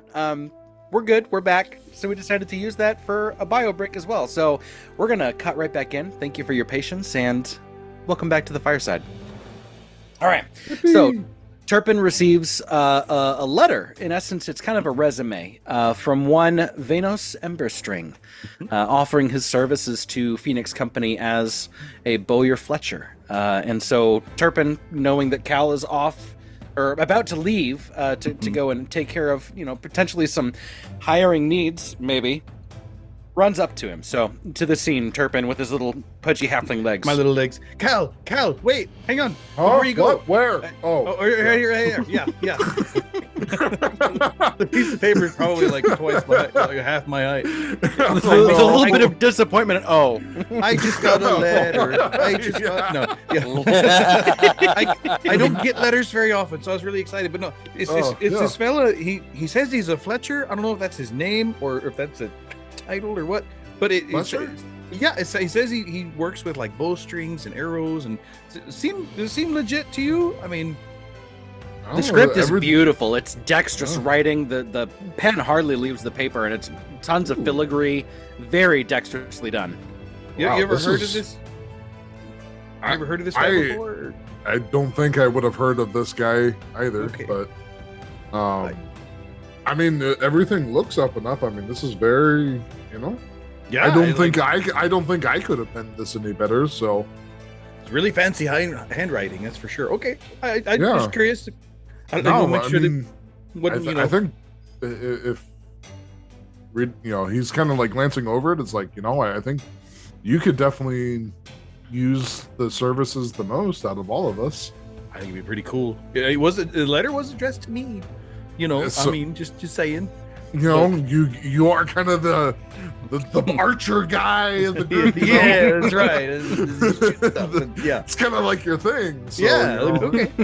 Well, cool. Okay, I just didn't want to bother you too long. I just want to make sure that it seemed like it was pretty legit. But okay. No. Thanks, Cal. Sure. Yeah. You have full authorization to bring him in. Sweet. You can set him up over next to Harduke, maybe. Kind of keep the workshop area together. Okay. Sounds great. Okay, awesome. Thanks, Cal. Yeah. If you have any issues, get with Rowan. He'll set them up. Okay, I'll do that. Trot back inside. Yeah, the major domo is canonically Rowan Atkinson now. yes. That's his name. Rowan Knatson or something like that. Yeah. I like it. So yeah, okay. You're muted, Jeff. Let's see if no, it's better that way. No, it's definitely better that way. Okay. I was just him doing hallelujah. Anyway. Great scene. Oh man, my childhood right there. Does the letter tell me how to get a hold of the guy or anything? Yeah. He says that he knows that you're out of town frequently, so he often will head to a specific bar at a specific time. You can it's about an hour and a half out. Okay, sweet. Shouldn't take too long to get there. Arlen, you want to come with me? Yeah, I'll go with you. Meet this guy. You guys, you use the crossbow and the bow. Niv, and I'll get Niv to come along as well because. This is a big interview. Yeah, a panel interview is the right. That's right. Yeah. That's right. Better than an AI chatbot. Right. And what's this? Tobias agree. That sounds awful. It does. That sounds pointless. But we just send Howie instead. Yes. Oh my word. Oh, that'd be amazing. Hello. I have pre-recorded responses. Yeah. Try rephrasing the question. Yeah. You said you're dependable. Let's drill into that. Right. It's like you're speaking from experience on this, Andrew. Maybe. I'm laughing tears of pain. I'm so sorry, man. We love you. We love you. We're here for you. We laugh or we cry, one or the other. Yeah. It's okay. Yeah. We'll beat up on a monster here in a little while. You can get some aggression out. There you go. Thank you. Yeah, therapy just goes full Nova. Yeah, you're gonna get a chance to. All right. So, do we want to do Cal's thing first, or we can do them first? You know. All right. Why not? Okay. Oh, then we got to get the tavern music going. Hey. Let's do this one. Okay.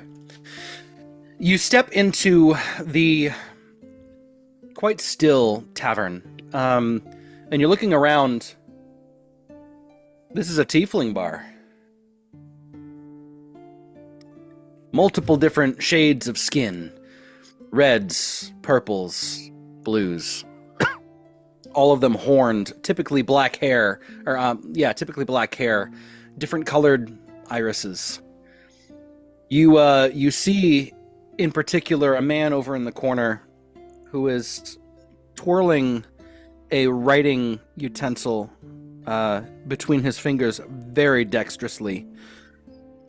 He gives almost roguish vibes, but takes his, the utensil, the implement, I guess I should say, and begins to draw on the sketchbook, and it's just a flow. The pen never leaves the page. And it's around the time that he specifies in the letter, and so you begin to go over. The man is elbow Arlen. I bet that's our guy.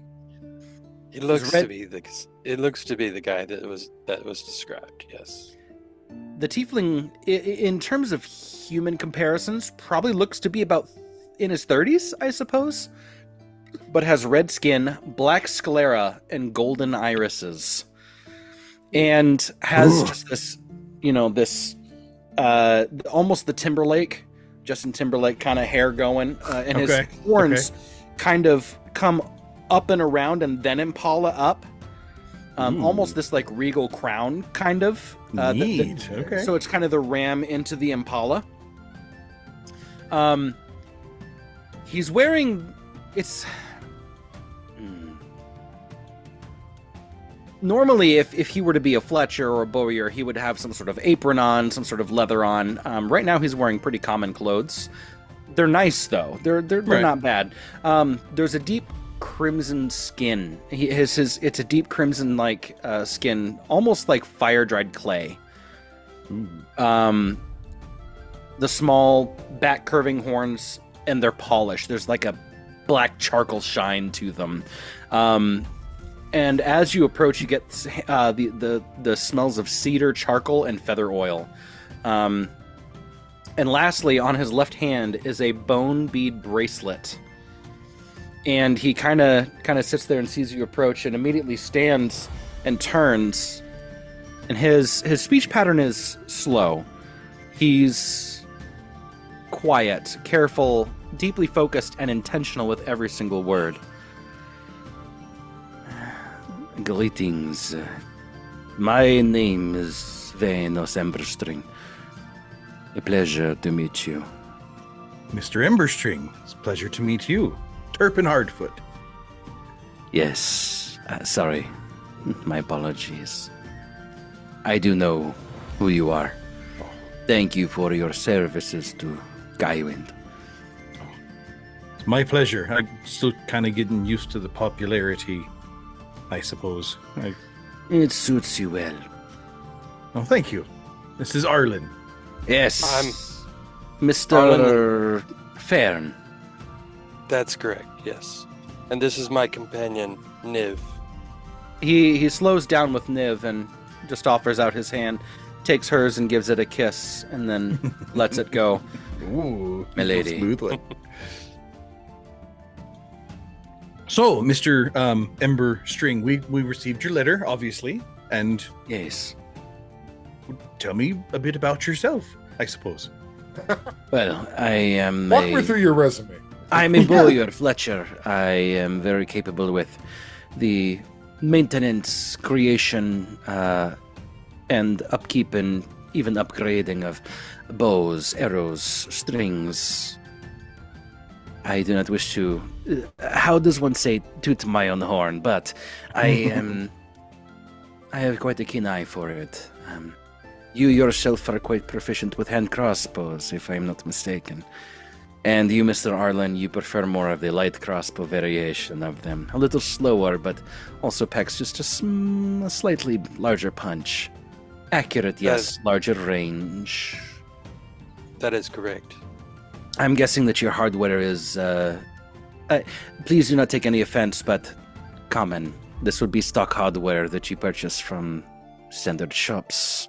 You do not use any kind of special materials, no broadheads, no bodkin. The materials and implements that you would use for your arrow shafts or crossbow shafts. Honestly, just ever used whatever I could find. Correct.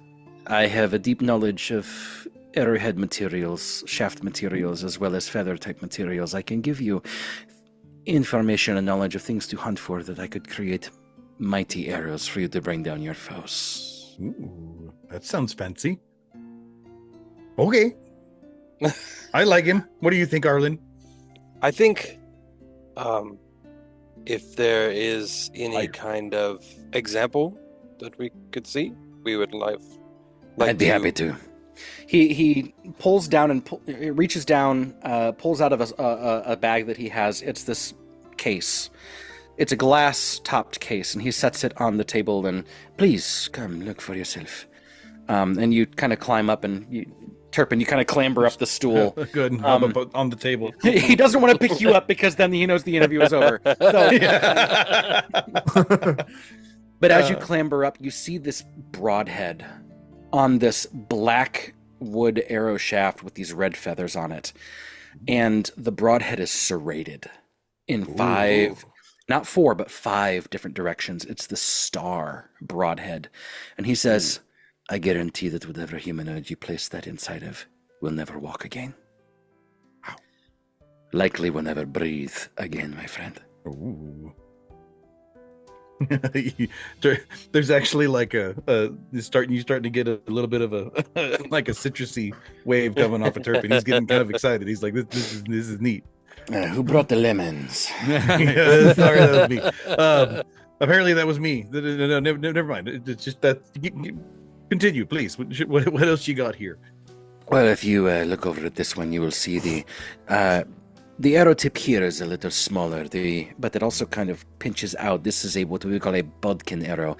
This is particularly good for piercing armor. You know, your foes who are wearing larger armor, that's going to be less effective against these arrows. They're going to puncture a little bit stronger. The arrow shaft material I have with a stronger materials that goes through, so again, a little more puncture. It flies a little straighter. Also has a little more stopping power when it comes to puncturing through the armor. Lastly, over here you will see I have a range of... this tip actually here has a light explosive on it. Nothing dangerous, mind you, but can create a concussive sound that will blast and some sort of like a signal arrow, so to speak. Ooh, okay. But the taste of the things that I can bring to the table. Otherwise, I could name for you different kind of eagle feathers, crow feathers, things that you might use as implements, different kinds of woods, different kinds of stones or metals that you might be able to find that I could craft into arrowheads. I know that you currently have a smith in your employ, Harduk. Yes. An old acquaintance. I will not ask him to vouch for me, but he probably would know me from some of our dealings in the past. He's made many arrowheads for me. That would be an excellent collaboration, I feel. Niv, do you have any questions for him? She's kind of taken aback by all of it. Obviously, she looks at you and says, I always defer to your judgment, but I've never quite seen arrows like that before. Pretty great, aren't they? They look prominent and powerful. My compliments to the Fletcher. Thank you. I appreciate that. I could make many mighty arrows for you. All right. Oh no! And he just, without smiling, he's just looking. He's confident, and is confident in his work. Off with his head. I'm sure you could, Mr. Fletcher. The fingers are reaching for reaching for my rapier. No, I'm just kidding. Oh. No shaft jokes. No shaft jokes. Stay in there. Stay in there. Made sure that this shaft was longer and harder. Made of the firmest kinds of wood. Well, I am still pliable, though. I'm very impressed, Mr. Emberstring. No. Arlen, if you don't have any objections, I have no objections. All right, let's see to a trial period, shall we? Ooh, yeah, we do have a bit of a what do you call it? A sparring ring that we got some distance dummies that we could. You have a firing range. Very good. Yes, firing range. You could call it that. Absolutely. Purchase some stock arrows from 6 different shops in town, please. I beg of you. I will provide you with arrows that outshoot all of them. Sounds great. Be happy to compensate you for whatever arrows, if there's any damage to them, in the process of trying them out. I take great pride in my work. I will offer you my services at a very reasonable discount. Sounds great. This also means, of course, that I am non-exclusively signing with you. You will, of course, be my first and primary customer, but as your fame grows, so will the means that my shop will hopefully provide for those looking to buy Emberstring arrows. Hey, it's got a nice ring to it. I like that. As long as you work with the command tech, we're great. Okay. So, yeah. My arrows have brought down many command tech. I have no loyalty to them. Good to know. Good to know. I don't always drink beer, but when I do. Yeah. Well, I think, if I'm Stay armored, my friend. There you go. By the authority vested in me by Cal, I'd say you're hired. Very well. When do I start? Immediately. I will begin the preparations for bringing my things into. Let's introduce you to Harduk. Yeah, reconnect you to Harduk, of course. Excellent. I'd be happy to begin work. He's working on moving into the villa himself, actually. And we can set up a space for you there as well. It will take me some time to get the shop up and running. I will, of course, have to oversee some of the materials delivered and some of the construction, but I should be able to at least bring you some of the things that I already have made, and we can begin from there, eh? Yeah, sounds great. Wonderful. Talk prices and stuff. We've got some money to throw around a little bit, Arlen kind of nudges him a little bit. It's like, don't mention what? That much money. I didn't say a lot. I just did a little bit. How about this? How about in order to celebrate my recent employment, I buy a round of drink for my bosses. I was gonna offer to do that myself. So you buy the first round, I'll buy the second round. There you go. And then we'll just have a good old time. Chastity, please. You'll find that every tiefling has a virtue name or a vice name. Oh. Okay. I haven't run into a lot of tieflings. Yes. A few, but... We have given names, but then we also take upon us a name our parents wish for us to embody within the world themselves. Ourselves, rather. So it's kind of a wish that a parent gives their child. I will not tell you mine yet. We are not close enough friends. No, I think Emberstring's a great name for you, for sure, sir. It is not my family name. Mm-hmm. I had it legally changed. My father was a horse thief. Oh. I'm sorry to hear that. I am not. It gives me an opportunity to create my own brand. There you go. Well, next steps will give you back 2 to 3 weeks, and right. You gotta go to a background check now. Happily. So I'm allowed to live near school buildings if that's what you're on. We ran into one we of those have an ones. orphanage. It didn't How go go well with for children? We have dental and horn care, so Excellent, yes. I'm not particularly fond of the niños, but at the same time, I do not necessarily have any ill feelings toward them. They grow up into hopefully wonderful adults that can contribute to society. I just do not like those that are incapable of taking care of themselves. a little whiny. Yeah. Just I'm not even there. I'm not even there, so sorry. Yeah. While we're sitting around drinks, Turpin will actually bring out his short bow. He brought his short bow with him on purpose, and show him with the bowstring of elemental wrath attached to it. He takes a look at it and goes, I got to roll a d6 for that. It's a. "You're firing it up?" Well, no, you got to pick a. You got to pick a. Yeah, Sorry, when you're gonna fire it. Okay, well, I guess I don't have to do that then. That's fine. Yeah, There so we go. he begins to look at it and he goes, "This bowstring is quite interesting. It is. It is magical, no? It has a little hum of arcane. Ever seen Tell anything me. like that? Not like this one. Where did you get it?" Trying to remember where I did get that. I think I got it off a dead guy. Mantis. Yeah, that's right. You got it off That's right. Mantis. Yeah, got it off a dead guy. He's dead. He wasn't needing it anymore. Plunder, yes. Plunder is the way of the world. Yeah. Very good, very good, very good. Okay, so you're telling me that this can create almost like an elemental effect on all of your arrows that are fired from the bow. Mhm. And yet you use the hand crossbow as your primary weapon. Yeah, I mean, I can switch it around a little bit, but I wanted it on the bow at first. Just Restringing a crossbow is tedious work, my friend. yeah. Tell me, why you no put this on hand crossbow? It just at the time, I only stringing a crossbow is a little more complicated. At the time, I just kind of pulled it out and threw it on my short bow because it was a little easier in the moment. I kind of forgot I had it for a little while, and put it on in the field, and it's just yeah.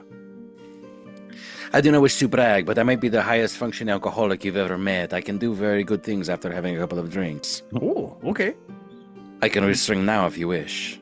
sure, that'd be great. I will swap this over for you. I'll take out my hand crossbow and show him the firing pin that I do already have on it. And, Yeah, of course. Everyone needs to aim better. This It one, helps. this one's a little off to the right. Let me go ahead and recalibrate that for you, oh, well, boss. thank you. Yes, absolutely. You ever think about adding a couple other modifications to it? I got a couple of things in mind. I haven't really had the chance to do that just yet, but If you see over here, and he kind of points to the front of it, if you were to brace this side with a little stronger metallic materials, it might actually have a little more spring and snap to it. Fire the arrows just a little bit faster and stronger. ooh, okay. You're speaking my language. Right, but if we put it in this way, on the backside, it actually does it without having any extra added weight. It doesn't offset the Balance. balance. Exactly. This is a Yeah. good thing, yes. That is a good thing. I like it.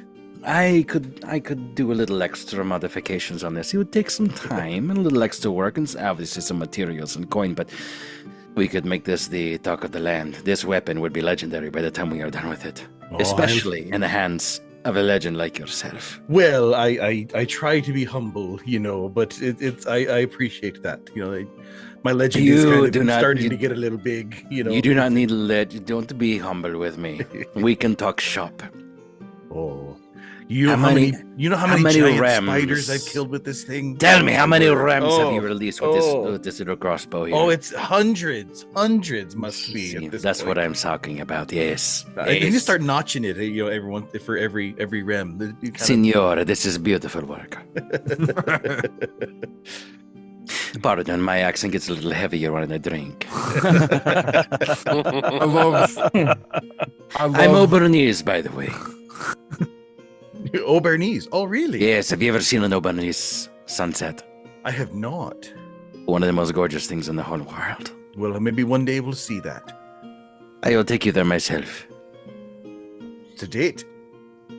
I do not swing that way, boss, but I've got a girlfriend. It's a friend date or whatever. Yeah. It's a mandate. completely professional, kind of a thing. Yeah. Yes. Completely platonic. I understand. Yes, of course. Yeah. Whatever, you're a guy. You're the kind of guy who has a girl in every port, no?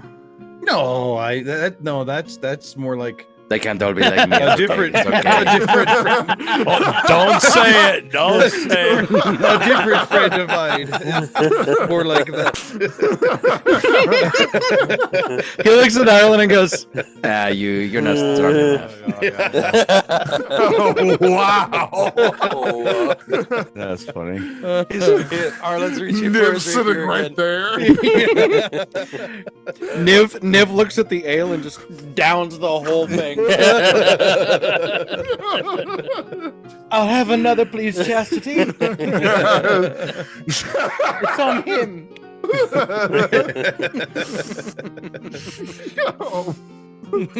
So, congratulations on your Bowyer Fletcher. Woohoo! Yeah. All right. Yeah, very He's good. going to come in very handy. That's going to be It's awesome. literally devilishly handsome Antonio Banderas. So, I love it.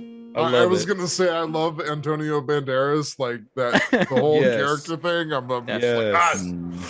Very good. come play D&D with us, Antonio. Absolutely, please. You Very don't have to be much. puss. You can be a Bowyer Fletcher. Yeah, it's a little Whoever you want. stronger word. Yeah, you could be Puss, you could be Zordo. They're the same character. Let's be Same thing. honest. Essentially, it's the same thing. You just have a tail. So Yeah, tieflings have tails, though, that they do. and hooves. Some, right? Some. Most. Most. Okay. The good ones do. Depends on what moon is in the sky. Yeah. Turpin has met a few tieflings. He did not look uncomfortable in that That's bar at all. that's Elder Scrolls. Part of me was just really entertained at the idea of a tiefling bar. Like, what? I love Tiefling that. bar. Yeah. I love that. No, It's It's great. I love It is what it is. It's a lot of fun. Okay, so I had Elder Scrolls lore coming out of my mouth there. Sorry. that's fine. It's part of the fun. All right, so I'm just writing the name down. I have so many names I have to remember. Oh, Okay. I feel your pain. Don't worry. Yes, you do. I love you, brother. You're doing great. You're doing good things. Okay, so over to Cal. Cal, you're at a different bar, and it is not a tiefling nice bar. one? Yeah. You walk Celestial. in. A celestial bar. and, Great. Yeah. Look at the wings on you. It's an organ in the corner. just little cherub waitress, like they were around with the wine. Yes. What can I get for thee? Suddenly reminds you of Bran and his harness. Oh no! What can I get for thee? Oh no! Became an imp. Yeah. God, oh yeah. Could you imagine if Bran got wings? It would be like the caterpillar from Bug's Life. Look at my beautiful wings. Him as an imp. That's awesome idea. The same That- voice like he huffed and he puffed and he signed an eviction note. I'm pretty sure it's the same guy. Oh yeah. Oh my word. Sorry. Anyway. Okay, so I digress. this is a dwarven bar. And Nice. There you go. boy howdy, is it a different atmosphere entirely. Yep. They're singing songs, they're throwing bottles all over the place. It's just kind of a thing. And you step in, and inside is Zeke Clegane, the miner. ER, not OR. Come on, y'all. we know at this point. The one who heads up the Phoenix mines, the Ember mines. So he sees you come in and pops down and plods on over and says, "Welcome, boss. I've got someone to introduce you to. Someone that I think you're going to be very interested to meet." Yeah, you mentioned you had something for me, so Yes. I came at post haste. He's your kind of trouble. Let me put it that way. Oh, interesting. And he heads on over and sits down at the table.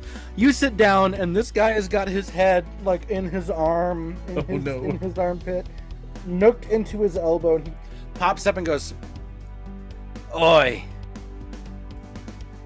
Oh, hello there. Sorry, did you just arrive? Yeah, I just got here. Wonderful, wonderful. Zeke, this guy's clean. What are you talking about? Absolutely, he's clean. Oh, well, you never can be too sure with these, non-Dwarven types. They can't quite drink as hard as we can, Shut up, laddie. This man can drink. This is how we met him, actually. We were all drinking on the bar, and then he heard a couple of secrets about the Dusk Mines before we would have named them. Oh, okay, all right, so. All right. Excellent. Well, let's go ahead and talk. Before we begin, I should probably say I'm a bloody delight and a liability, sometimes in the same sentence. But the name is Dirgan McBarrow. You can call me Silvermouth. All right, it's Silver. What do you have for me? Let's just say I'm everything you wanted in a what's the right word? I know you've got a major domo, but is he willing to take out your dirty laundry, laddie? No, I have been in the look for somebody who might be able to make contact with some of the less reputable side of the world. Oh, that would be me. I'm not going to do it sober, mind you. This is professional lubricant, by the way. Well, to each their own. Now, granted, I could choose to be sober any time, but then you'd be dead and I'd be boring. So, yeah. Well, as long as your work turns out good, I don't mind how any particular person carries themselves. Listen, laddie, I've stared down dragons, outdrank satyrs, and seduced banshees in a thunderstorm, so there's plenty of things for us to talk about. But the thing that you need to know mostly is that I have found a secret door down in the mines that leads to what I believe to be a dwarven ruin, lost to time. But off the side of it, more importantly, is a clean, safe cistern full of water, capable of being pumped into the city as we speak. Problem is there's a wee denizen there to be dealt with. Oh. I heard what roaring. sorts? Loud, nasally type of roaring, you know what I mean? Probably big horns. Bovine type. Interesting. And what will this information cost me? Just my services in the future, Okay. I definitely think there's some things that I can send your way. Here's the thing. You ever been out to sea in the middle of a storm? Unfortunately, yes. Was it a rowboat or was it more of a sailboat? Galleon? Just kind of in between, more of a sloop. Tell me, would you prefer the rowboat or the galleon? Probably the galleon. I'm looking to become crew on a galleon. I can handle me on board, yes, but you want to attach yourself to a larger vessel so that you can handle the waves of the storm just a wee bit better. Yeah, well, I am looking to start up kind of an information network. As you can understand, someone in our position, there's a lot going on. A lot of things that we may see or may not be able to see. And I need someone who can find some of the information, see the things that we can't see, and give us perspective in a different way. I'm not saying I'm not your man, but the trick to diplomacy is confidence. And not letting on when you've completely forgotten the plan. I've been in your shoes, adventurer. Let's just say there's a lot of lady folks who take very keenly. Look at your getup. You've got the white hair. You've got what is this? Are you a bloody bird? The Phoenix, right? Phoenix Company. It looks pretty dang cool. And look at the sword. Go and pull that out for a second. Hey, guys, look at a little of this. Well, the sword isn't even there. Wait, I thought you had it on your back. No, you keep it. You keep it in the demiplane. Okay, never mind. I keep it in the demiplane for the most part. He doesn't say that. that's fair. It's like, but it all comes together when you. So you pull it out anyway? Yeah. Get a load of this guy. Look at that blade right there. Look at that. You telling me he hasn't run through at least 6 dudes with that one blade right there? All at once? I mean, I counted 7, but... Yeah, see? I knew I was wrong. Better safe than sorry, but here's the deal, Eddie.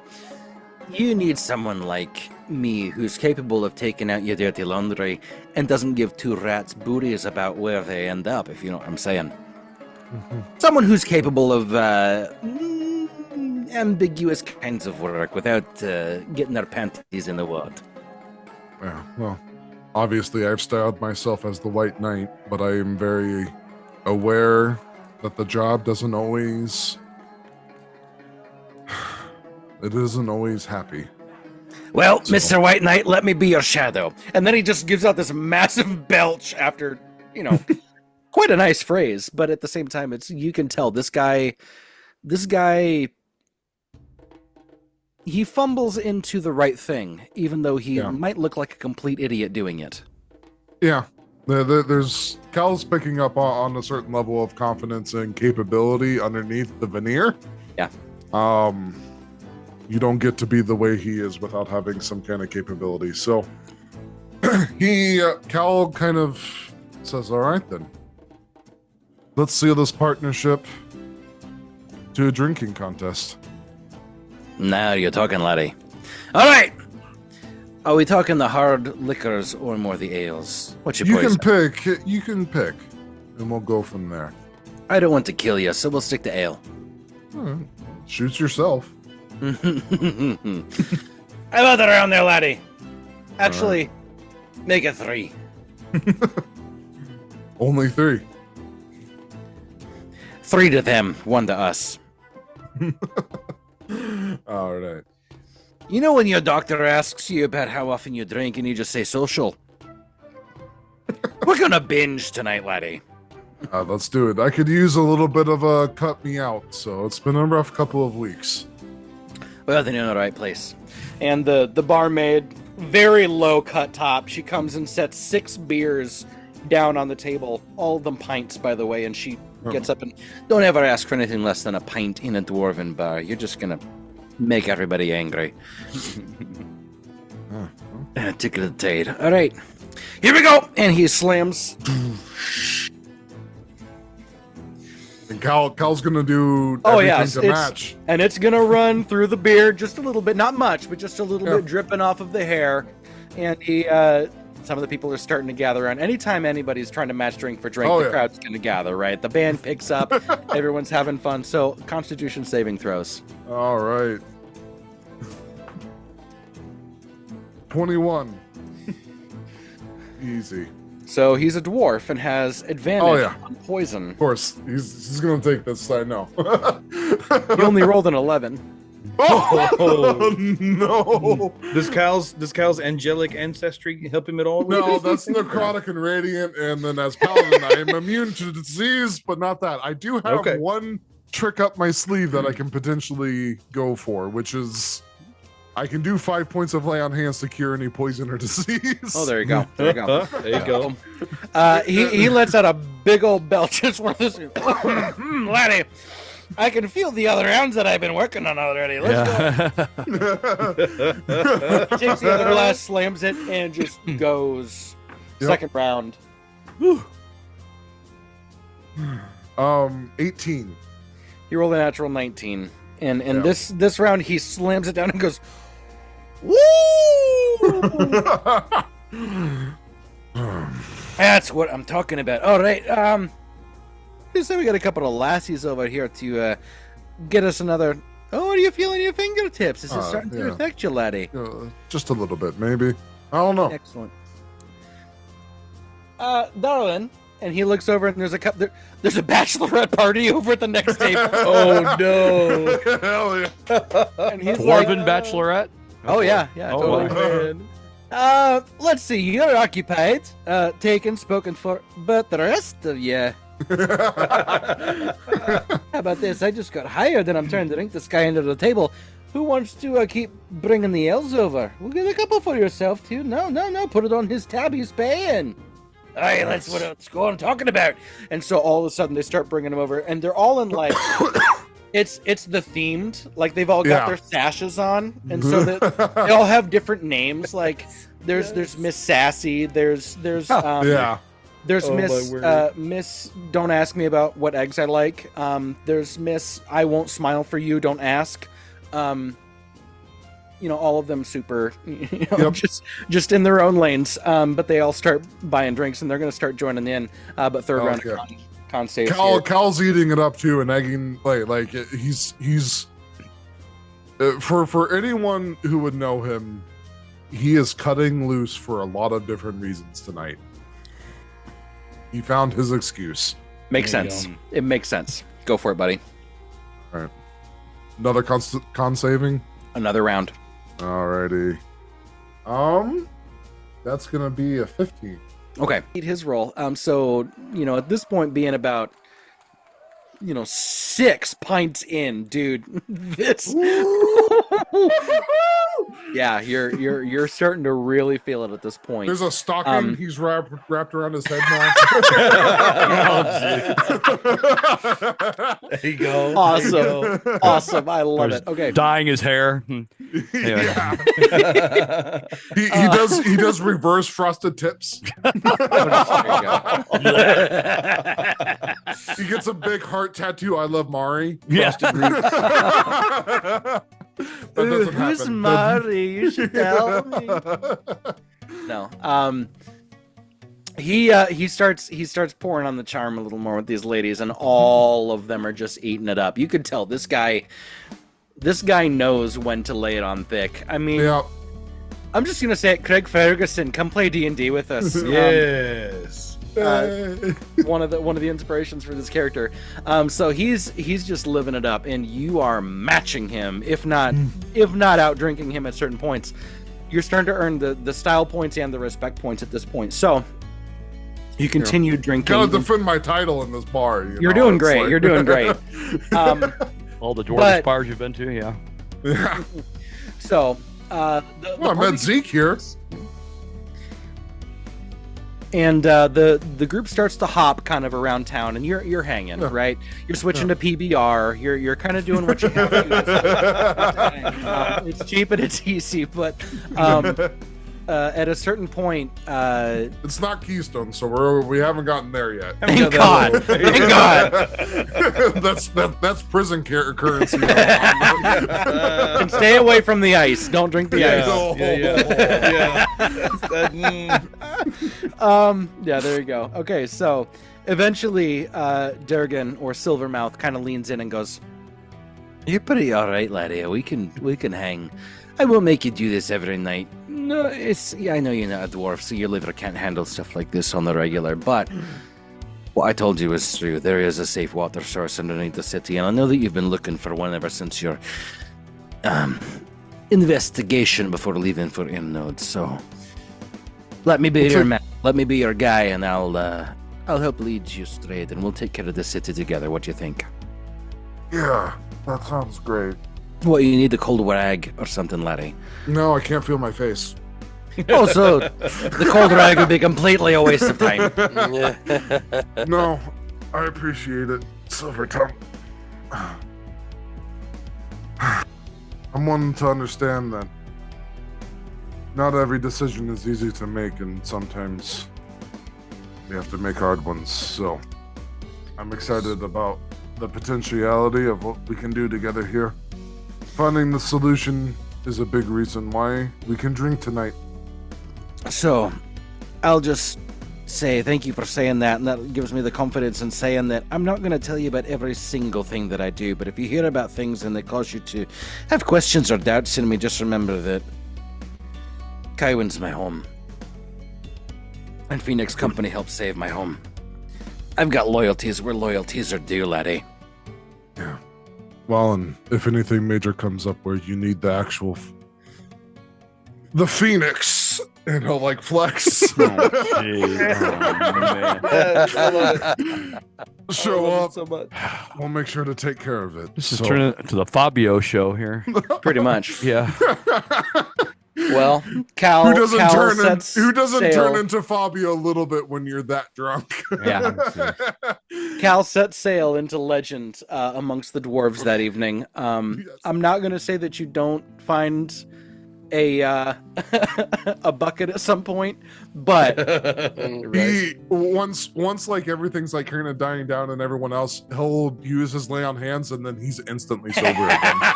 There you go. Perfect.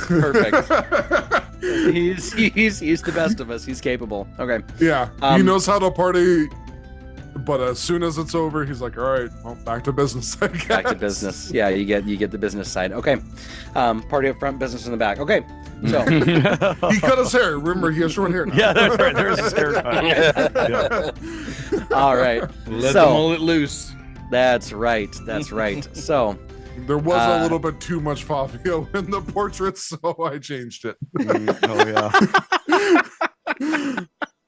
Oh man, that's great.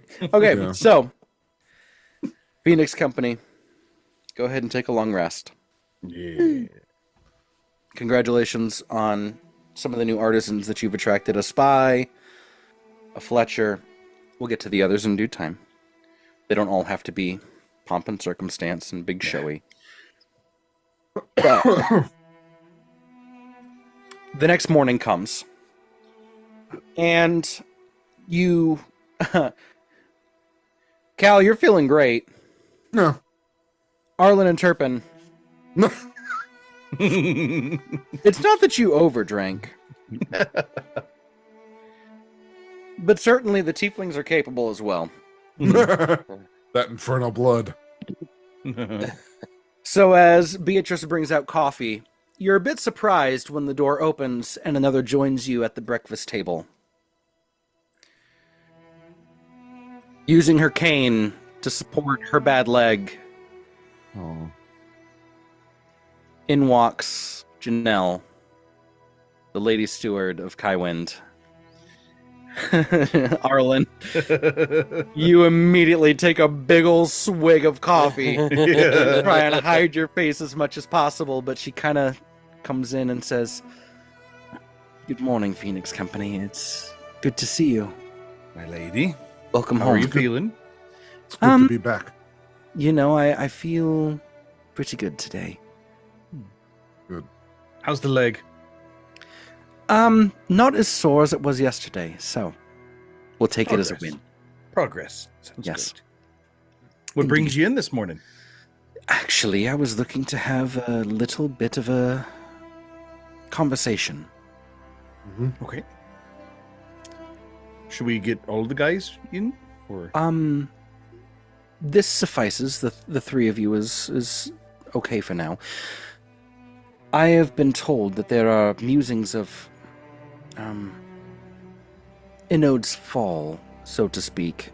Not in necessarily that the entire city has fallen, but that there are things that have happened in regards to the general populace, illnesses, as well as general civil unrest, potentially to the point of riots and rebellion. So it makes me question potentially the security of our water. I knew that that's what you were potentially looking to go and solve in the first place, and I'm just wondering, do we have any leads on how we might be able to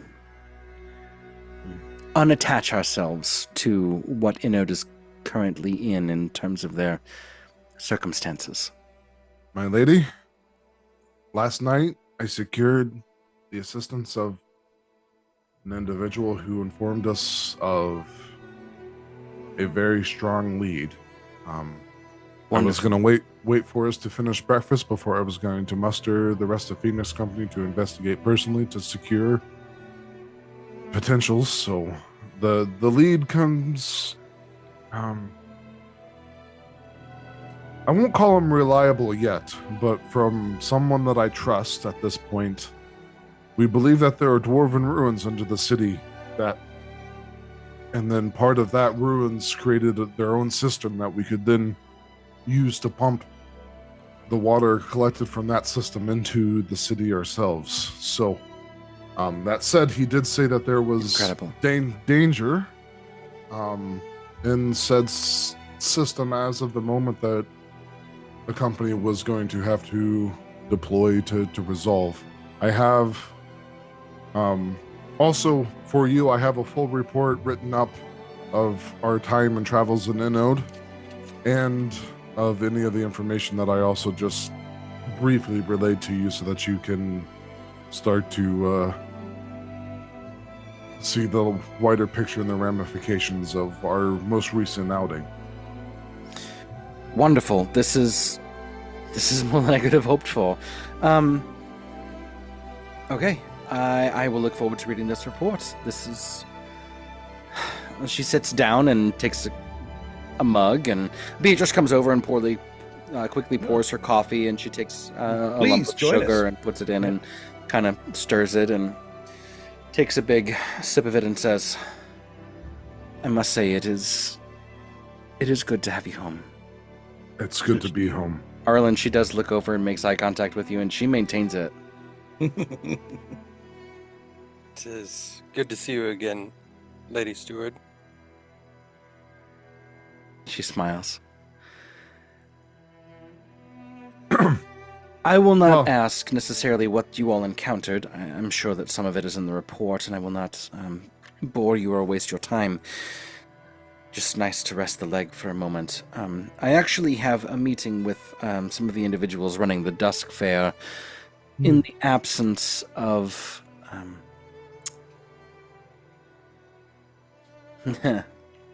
Eliza? Fairchilds. No, not just Eliza, but the Fairchilds in general. It seems as though any remaining family she's had has fled the city entirely. Go figure. This is my shocked face. I'm not necessarily surprised, but I will say that it does put us in a particular pickle. I'm wondering if Phoenix Company is interested in potentially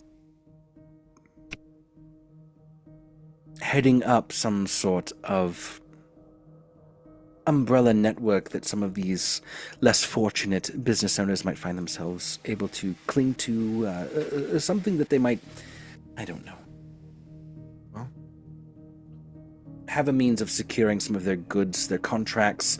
I know that you are interested in potentially opening some sort of Skyport? mercantile company. You've talked about a skyport and an airship. That presents a lot of opportunities for the people of Kywind.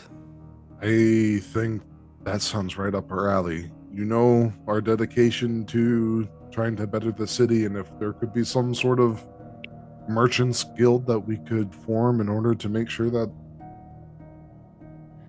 the markets were set fair and both protect the merchants and the people in terms of economics, I think that could... I have a number of people that we could talk to try and start working and setting that up.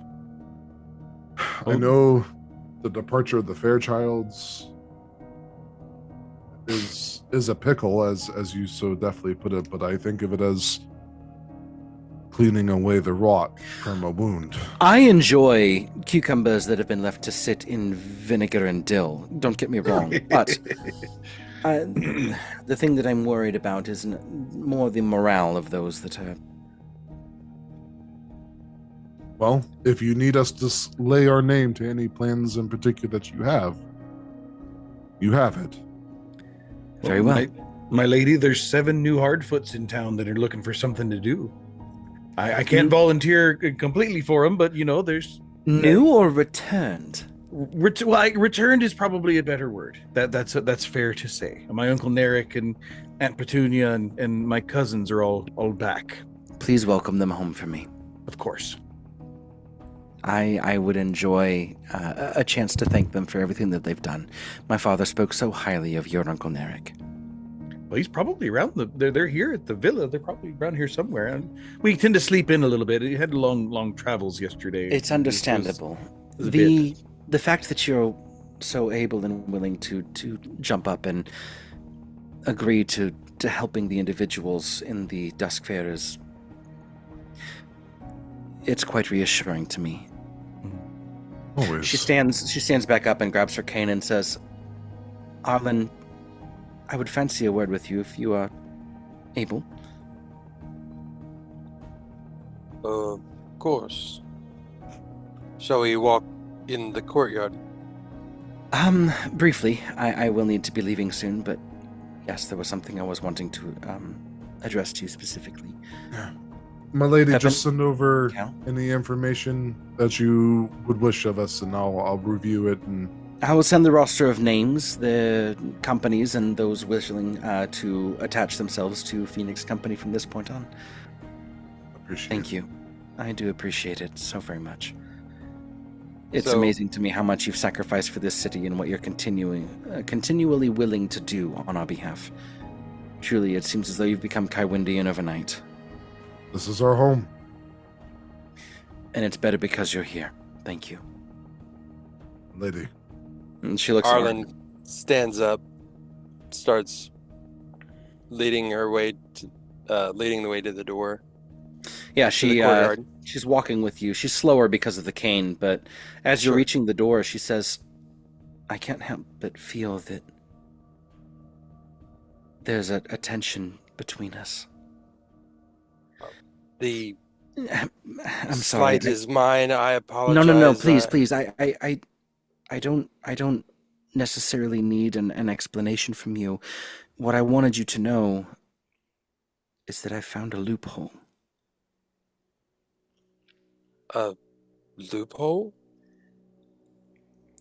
My injury allows me the opportunity to step aside in a way that would permit my youngest brother, who is just now coming of age, to ascend to the position of steward and allow me to enter into a position of being an advisor to him, whereas I would be able and capable of dating or courting anyone that I wished, and not having the same restrictions placed upon me as what a steward would have.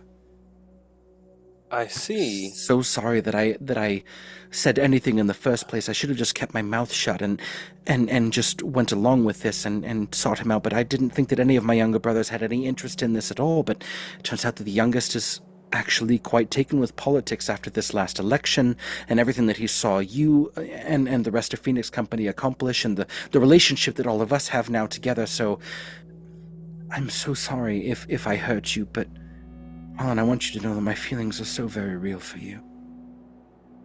Woo. I appreciate your candor, Lady Stewart, and you'll note that previously he was calling her by her first name. Yeah, she seems a little crestfallen already. I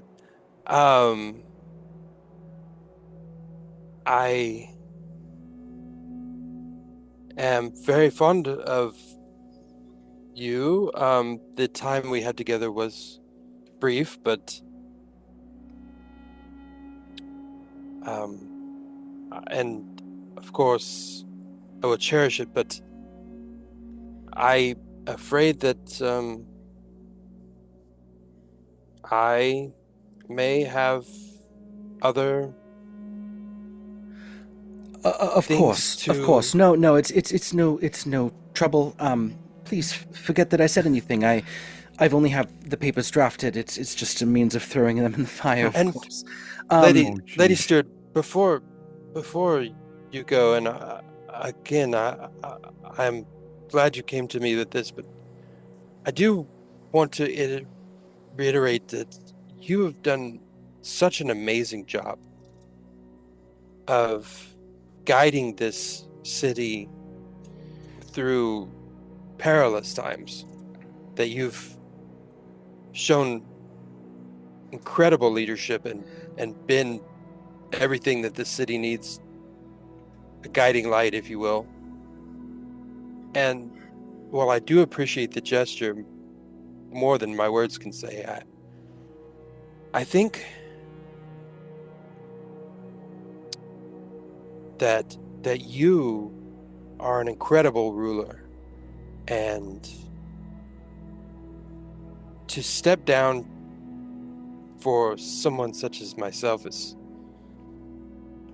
that would be selfish for me, of course, but definitely a loss for this city that I don't know that I'm willing to have that on my conscience. I'm sorry. I'm very touched, of course, by your gesture. Why should any of us be selfish? And she turns. I'm sorry. It is I who should say. It is I who should apologize. But I do wish you every happiness in the future.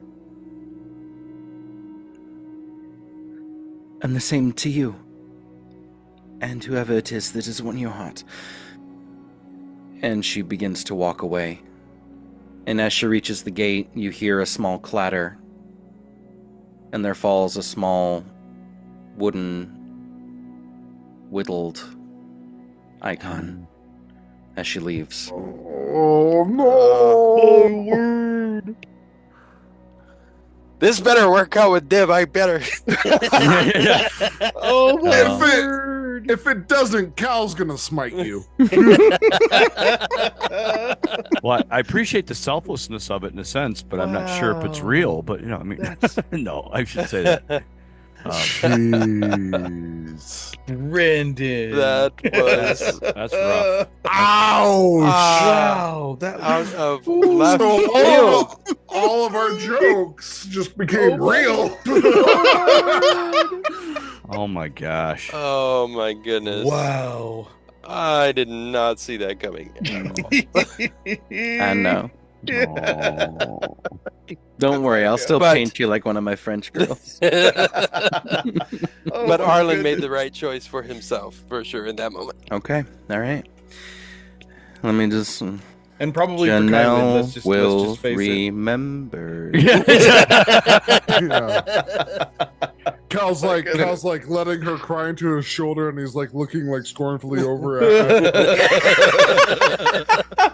Broco, dude, that's off limits. Jared so wishes he was here right now. I could feel Jared be like, I know he's not here. I'm missing something.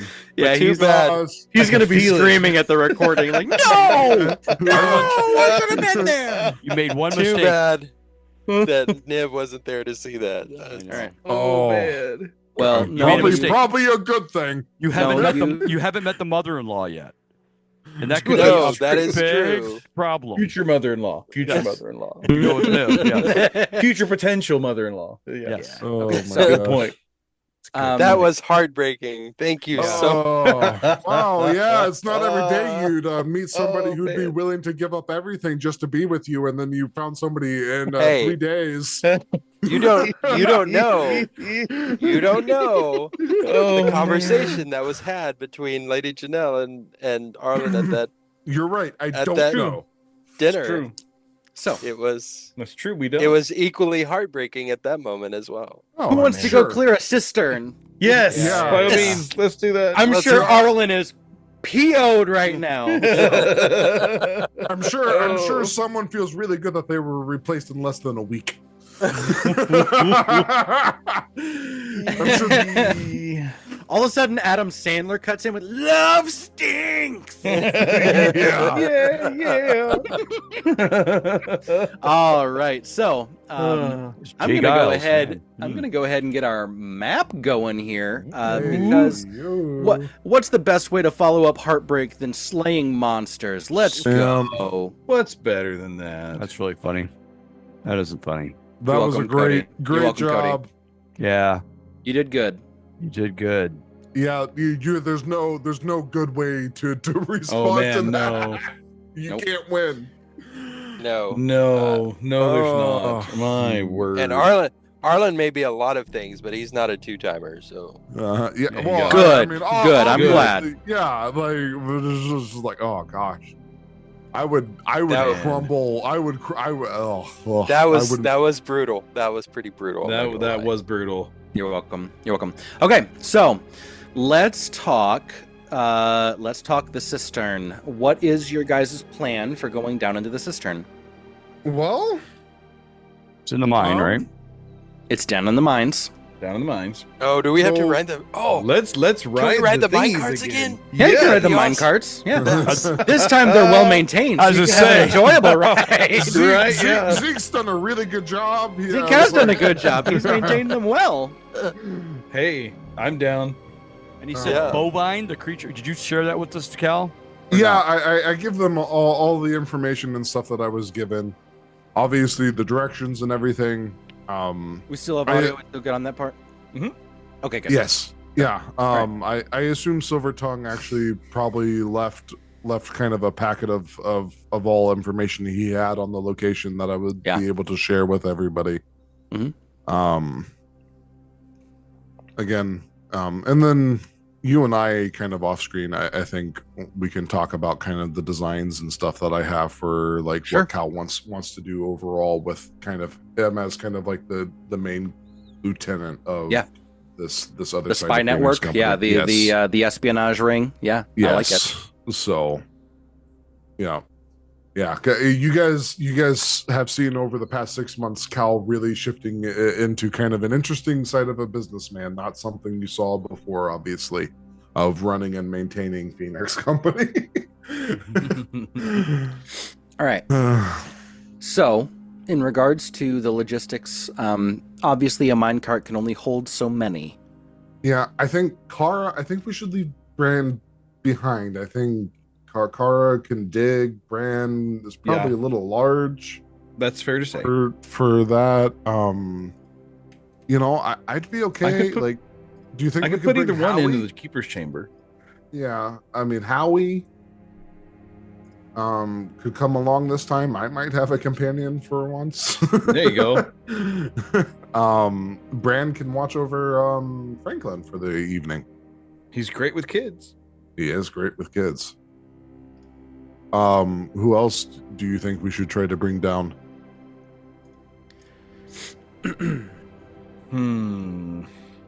And for is Charlatan coming with us, or is his? Yes, he will be. Okay. Yes, he will be. So, okay. Yep. I mean, so how many do we have currently? He's been working on some things in the city. Yeah. Some things that Jared will be able to report on when he rejoins us, but he is available to come and help clear out the cistern, the shaft, as it were. Yeah. So appreciate you showing up. All right, so we have the core 5 plus Howie and Kara is in the chamber. Kara's in the chamber. Yep. That's all we can take. Is that all we can take, really? I mean, so it is a minecart, so I'm just wanting to make sure that we're kind of making sense of it. It would have to be someone either small or slender if you're going to try take to bring Jeff. You want to try to bring your new girl? She can come. Or I mean, Origin can pop in and out. Yeah, too. I can pop him. Yeah, he's in my. It's true. So let's bring a new lady too. We can do that too. Yeah, I don't know that I'll bring Origin out necessarily, and just that's keep fair. him, but keep him as a backup. Yeah, Pokemon, I choose you. Right. So we're up to what? You got 7, which that's a very full minecart. I think that's plenty. All right. I'll go ahead and tell Niv to wait for us. Okay. I'm sure she'll have something she can do. Oh, Noted. Niv, I have some documents you should deliver to the lady stewardess. Oh, what? Okay, no, I'm happy to help. If there's anything that I can do to this company, I do want to feel as though I'm pulling my own weight here. No, I jest, please. She does sound like a lovely lady. She really is. She really is. She's very nice. Very nice. Very, very selfless. Good head on her shoulders. Real sacrificial. Yo. Is this the same one that Alan had? It was. Yeah. I chose you. No, I cannot tell you how incredibly moved I am by that. That you would willingly choose me over a beautiful woman in a position of power. Thank you. I won't make any mention of it or rub it in. I will be as ladylike as possible. I mean, if you are fair, studied in diplomacy, so maybe that does make sense. Absolutely. No, I'm quite capable at court, as it were. To be fair, though, does Niv need to be a little careful walking around the She has the ability herself? to disguise herself all she has to do is pull her hood up, and she can take on the visage of other people. She has a special magical item that helps her to keep herself not looking like a Medusa. Okay, that's important. She's good. She's managed to get all the way down south with, to this point with little issue. I can say people are probably going to have to be told at some point. I don't. Maybe I will do everything in my power to make sure that is as late an event as possible. That's a tomorrow problem for sure. No, that's like hopefully like a 3 decades from now problem. No. Oh golly. Okay. When the kids come, yeah. In Yeah. actuality, this is. She kind of goes quiet at that, the kids' comment. Yeah. Oh, sorry. Yeah. This is just an offer or a suggestion if you want to. I have several reports that I've already gone through last night. If you want to start familiarizing yourself with some of the things and events happening in the city, that way you can pass as a citizen. Yes. Or just anything else. Or any thoughts or analysis you have on the goings on would be very valuable. I shall begin reading immediately. You don't have to. I'm just no. It seems a pertinent idea. No, if Arlen's okay with it, I'm happy to take my leave and enjoy. I must say, Beatrice is quite lovely, Turpin. Thank you. She does make a very nice cup of tea, and the rest of your family is very charming. They've taken very warmly to me, so I feel quite safe in asking them questions. But perhaps I can even use this as an opportunity to kind of learn some of their story and learn about the city from them too. I always prefer personal anecdotes as opposed to reading a text. So I just didn't want you to kind of be alone for the afternoon. I believe I will have plenty of opportunity to make myself at home. So Arlen will reach out, take her hand, and say, I do really hope that you come to feel that this is your home now. With me here. What? She smiles at you and she kind of tilts her head and she nods. Until I see you again. And he kisses her hand. She pinks. Cal takes a picture and sends it to the Lady Janelle in the group chat. Is like, you won't. Oh my god. Rips. Okay. Oh my gosh, you will not believe what I just saw today. OMG, Becky. This whole episode's like a soap opera. So I know, right? I haven't even started the soap songs yet. I know. Don't do that. Don't tempt me. Lady Janelle and I go to the salon every week and get our hair done, and you're right. Just wait for the couple's massage. Oh no! Alrighty. Oh, sorry, Arlen, that your character is the one I keep making fun of. Yeah. And you can't go to Niv to the salon. So anyway, no, you're gonna get bit. Yeah. Once you get to the neck and above, you're gonna get bit. Gotta take her to Petco. Oh no! Okay, I'm leaving. Good night, guys. That's messed up. That's awful. No, that's hilarious. Okay. Before we get in the mark, let's go. Arlen's gonna draw his rapier on one of you. It's gonna be pretty quick. Okay, yeah. Oh my gosh. Amazing. Gosh. Amazing. Well done. Good okay, job, guys. Way to go. All right. Well, yes. Never mind. I'll do it on the way back. Okay. Heading into the mines, you all position yourself in the carts, and it's tight. It's very tight, to the point where Kywind is like she's kind of holding her arms like this and goes, "Is there any particular reason I'm the only female in this cart with a literal robot, as well as a bunch of men? I'm happy to help you, but this is..." Would you rather stay? No. If there's help needed and my arrows can bring a swift end to this creature, then I'm more than happy to go. But let's just say it's curtains for any kind of minecart ride in the future. Next time we'll try to have a boy's cart and a girl's cart, okay? That's right. Much preferable. It's nothing personal. It's just it's a matter of feeling like the level of testosterone inside of this cart is. I feel like I'm going to learn things that I've never quite been exposed to before today. Sorry, at least Brand's not here. Yep. Yeah. Thank the gods above. You see Tobias swallowing, going, okay, did I make a good decision? Okay. It's just All right. the first time. It'll be fine. It'll all work out. It'll be Have you ever done this before? Yeah, actually Yes, once. actually. Yeah. And much worse things. This should be much smoother ride than last time. Oh, I I hope kind of so. hope so. And what do you mean by that? And it begins to move. So eventually it gets down to the point, and you all kind of hop out, and she goes, actually, that wasn't quite as bad as I thought. There was only 2 points of vomit, and both of them were not into my hair. Okay, I'm sorry that I overreacted. We could No, it's very real, very real.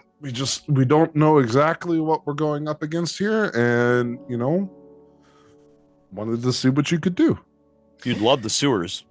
Oh, God. I kind of doubt she would, but No, it's okay. it took weeks to get that out of my armor. Well, At least your armor's not absorbent.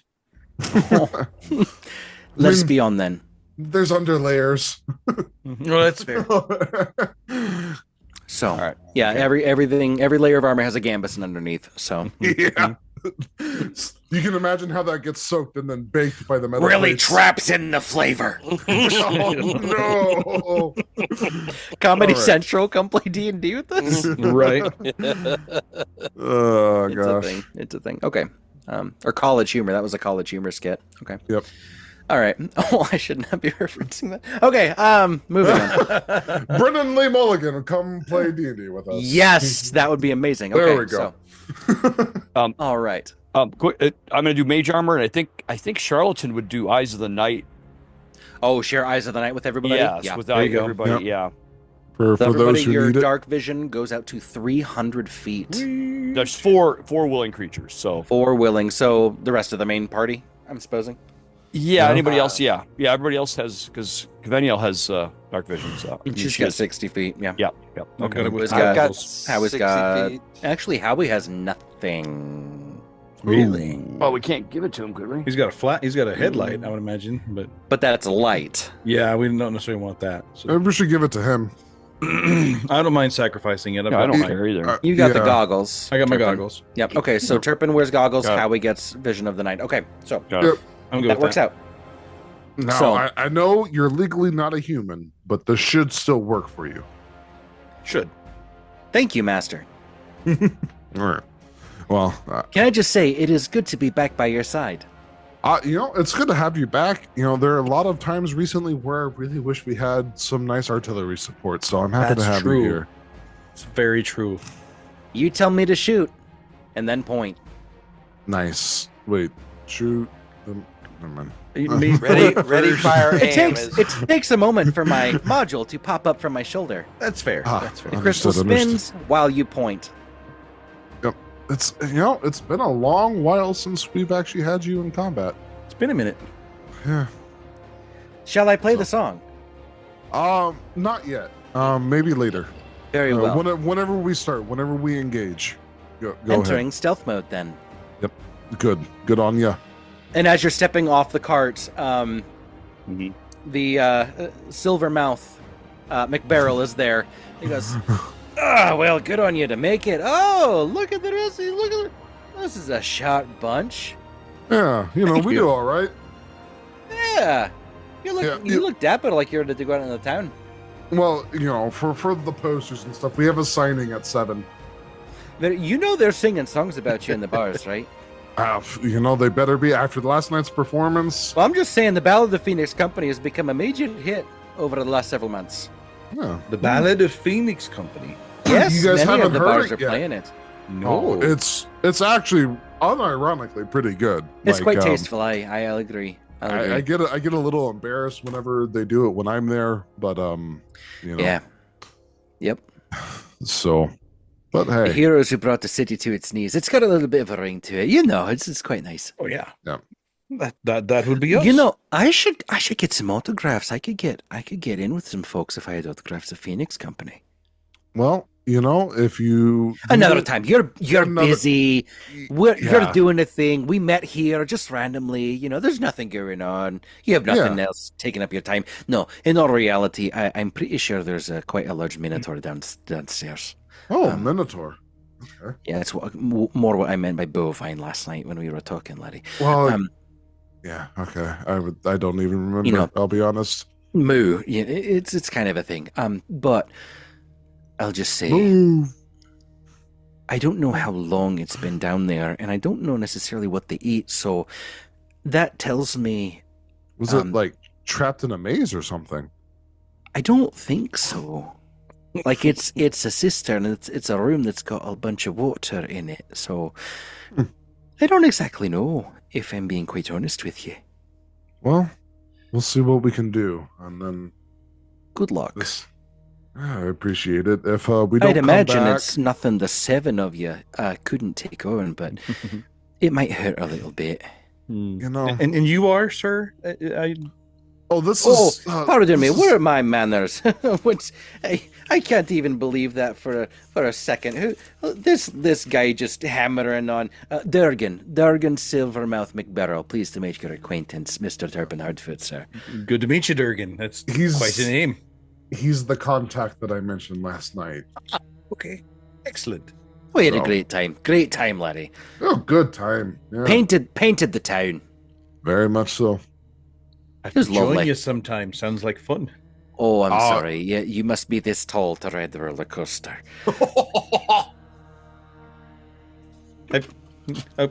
Okay. Nothing personal, Larry.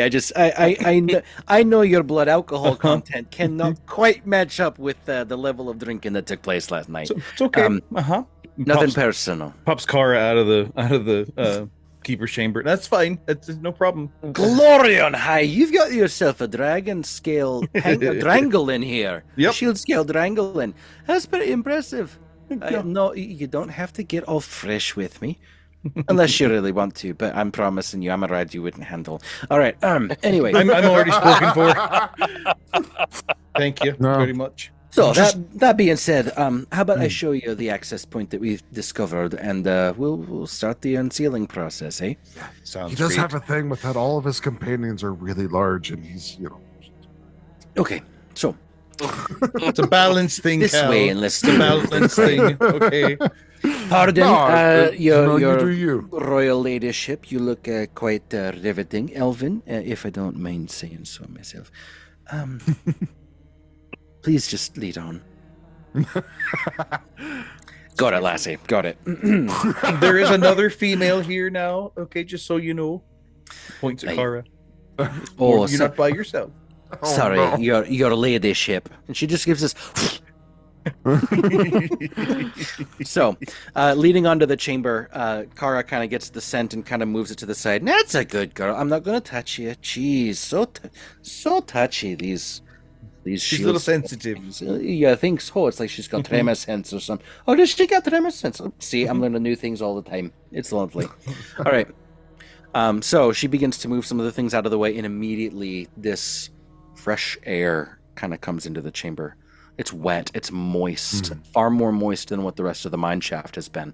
And he goes, I believe you found it. So that's promising. I've got some business to attend to now that you've located the site itself, my lord.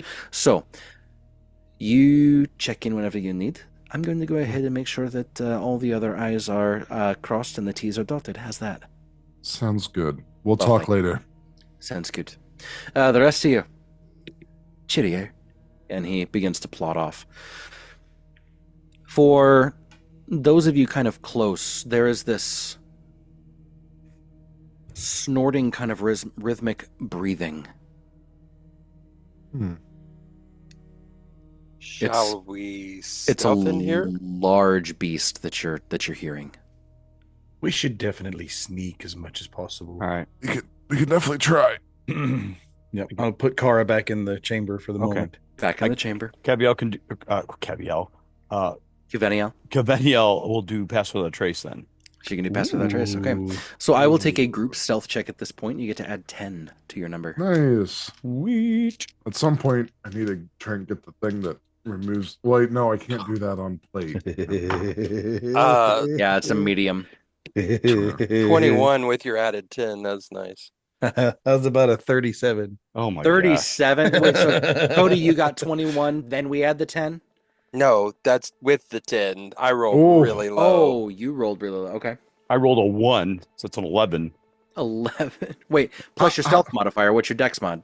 Yes, 11 plus 4. Check. Oh, 15. Yeah, 15? That's not bad. Okay. It's actually not bad. Yeah, sometimes you roll poorly, and then the pass without trace kicks in, and he goes, "Okay, that's not bad." Oh, she rolled a 2. She both rolled a 15. Oh my gosh, guys! How did the paladin become more stealthy than you guys rolling at disadvantage with a 24? And we're elves. There you go. Yeah, That's pretty impressive. There Okay. you go. she's a little nervous right now. No. Moving in, you kind of find this chamber, this hallway that you pass through, and it ends in a lift. Elevator boss. Wow. A lift. Is there something below it? Does it drop down? Drops down. It does There's nothing not go above. up. There's nothing above. There's a ceiling to this hallway. Is this sound coming from below now that we listen? The breathing? Okay. And it's kind of echoing. You're not sure where to pinpoint it at, but it just kind of affirms for you that this is a large beast. Looking down with our dark vision, can we see the bottom? Well, the lift kind of has it blocked for now. Blocks, once it starts to go down and opens up to the rest of the room, you'll have a better vision of it. But yeah, right now, it's gonna make some noise though. I was gonna say, not much chance this thing's gonna be quiet. Probably not. There's no moving parts we can oil or anything like that we could see. Huh? not that you can access. Yeah. Well, Okay. so brawlers up front. Caveniel takes out her recurve bow and pulls an arrow, knocks it, and just kind of looks over at Turpin and gives a bit of a nod and a smile. She looks back to Timaeus, and her face doesn't sour at all. It's more just a hardening, like a okay, let's show them the grace of the elves. Showtime. Mm-hmm. Yeah. I'm gonna go ahead and roll a d6 for my bowstring. Okay. That's a 1 On your hand crossbow now. on my hand crossbow now. That's so nice. 1 is fire damage. Fire damage. There you go. Nice. Okay. Eventually, someone grabs the lever and pulls. And the creaking begins, and all of a sudden you hear the snort kind of let out this off to the side. And Sound fighter. something stands up and begins to walk. And then you hear this shing, shing, Mm. 2 axes. Mm-hmm. and then the clock, clock, clock, this hoof on stone walking. And as the lift breaks the plane, you now see this, these wooden beams that follow it all the way down with the metal rail that lines it, and the lift is cranking, turning. And you hear a voice call up. Who enters my chamber? Arlen draws his rapier. Who is it that we have the pleasure of speaking with? I am Morval the Gorox. Gorox. And as the chamber comes into view, here's the lift. Woo. Oh boy. Place yourselves as you wish within that 20-ish foot sphere there. All right. The voice is kind of echoing up and around.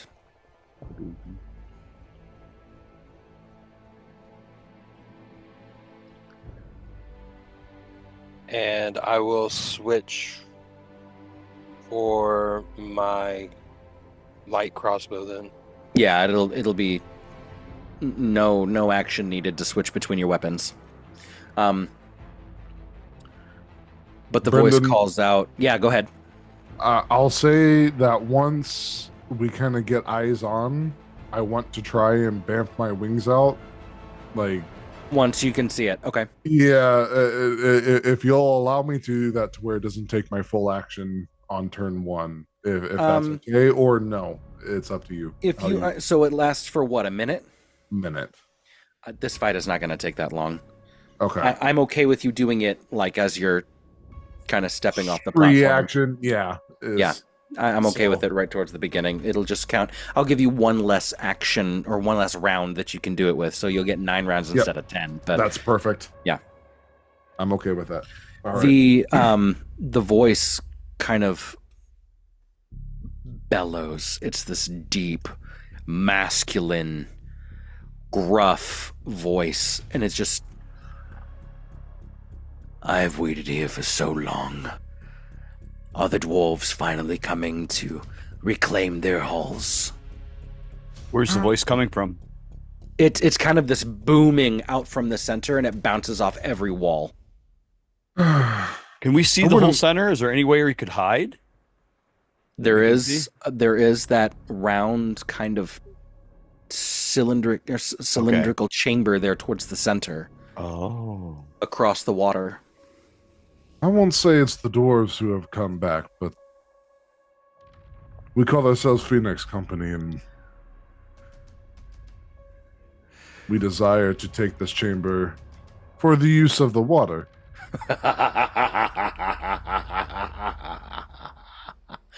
Ah, if only my masters could hear. The mortals desire water.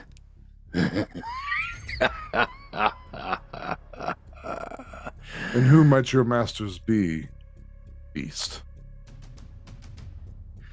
They left me here to guard it. I am a chieftain of my people. The blessed of the fallen.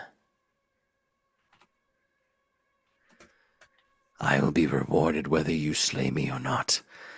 So prepare yourself. I've waited for this day for many years. All right. Well, suit yourself.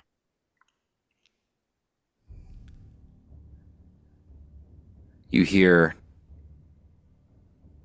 again, the sharpening, almost like he's dragging some great stone across the steel of a large axe. The echo off of the cavernous chamber is, even for Turpin, someone who doesn't struggle much with the concept of fear, it's unsettling. And as the room comes more and more into view, the lift reaches the bottom. The clang reaches that space, emanates out this. So, we're on equal footing now. How lovely. Tell me, man who speaks, what name shall I write on your tombstone? Shall I take you here today? You shall not be writing any names on any tombstones except for your own. And with that, Cal will kind of reach up, and for the first time, everyone else gets to see it. You guys see the sword materialize out, and you'll see kind of the holy fire power kind of sort of manifest up along coming from his central core, up along his arms, and you see, the glass steel that has, patterns of the flame in itself almost start to animate with the power that Cal is kind of pumping into the sword as it rematerializes, kind of, and then he gets himself into a ready situation. There you go. Very good. Well, Phoenix Company, let's roll some initiative. Woo! Here we go. Okie dokie. It's been a while. It's been a while. Yes. Howie starts. Howie starts his song. Yes, finally. Really good initiative roll.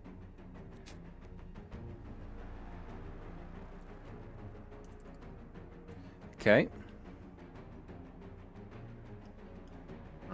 17 for Cal. Okay. 24 for Turpin. Nice.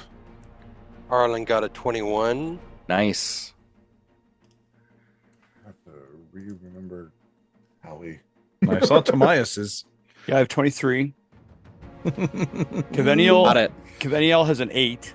Nope. Kivinian goes right after mine. you. Oh, that's right, duh. She was with Now you. I gotta do Charlatans. Yeah. Yes. So just roll a D. D20 plus 1. Yep, D20.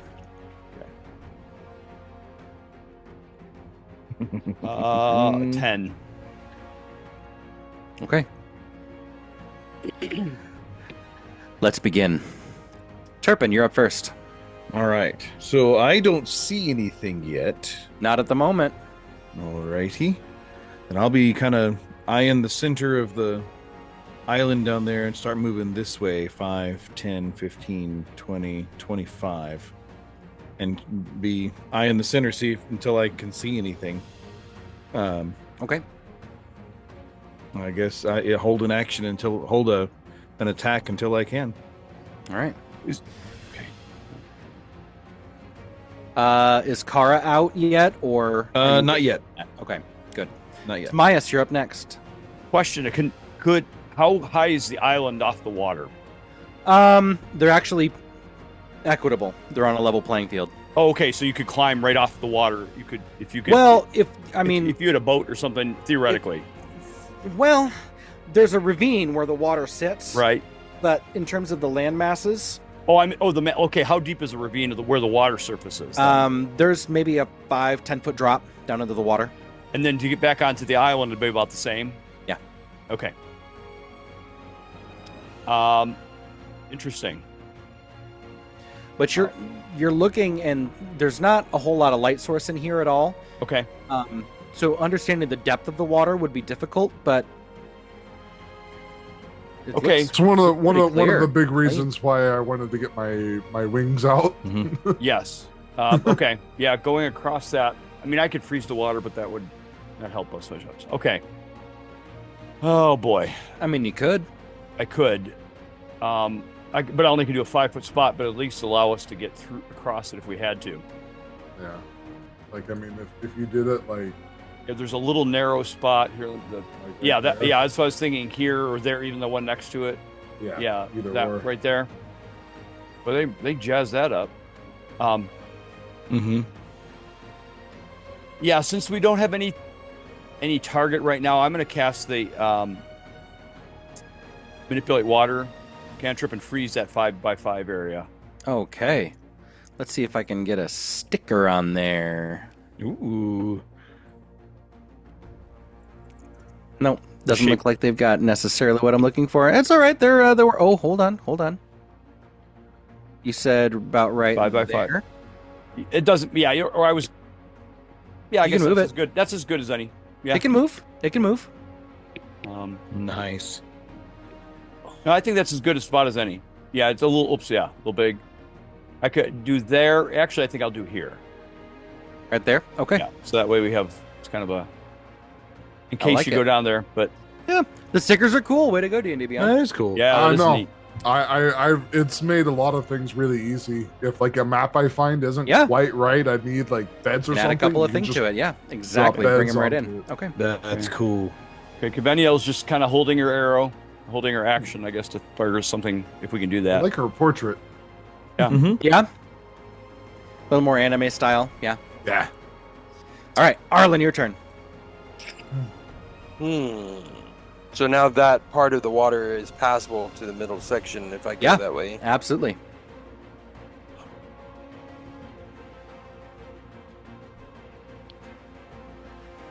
Yeah, well, that's the YOLO. direction I guess we're wanting to go. So I guess I'll go ahead and move that direction. So okay. Your move speed is what again? 40. 40? Okay. So we got 5, 10, with 15, rogue bonus 20, action dashes available. 25, 30, 35 to get to that point.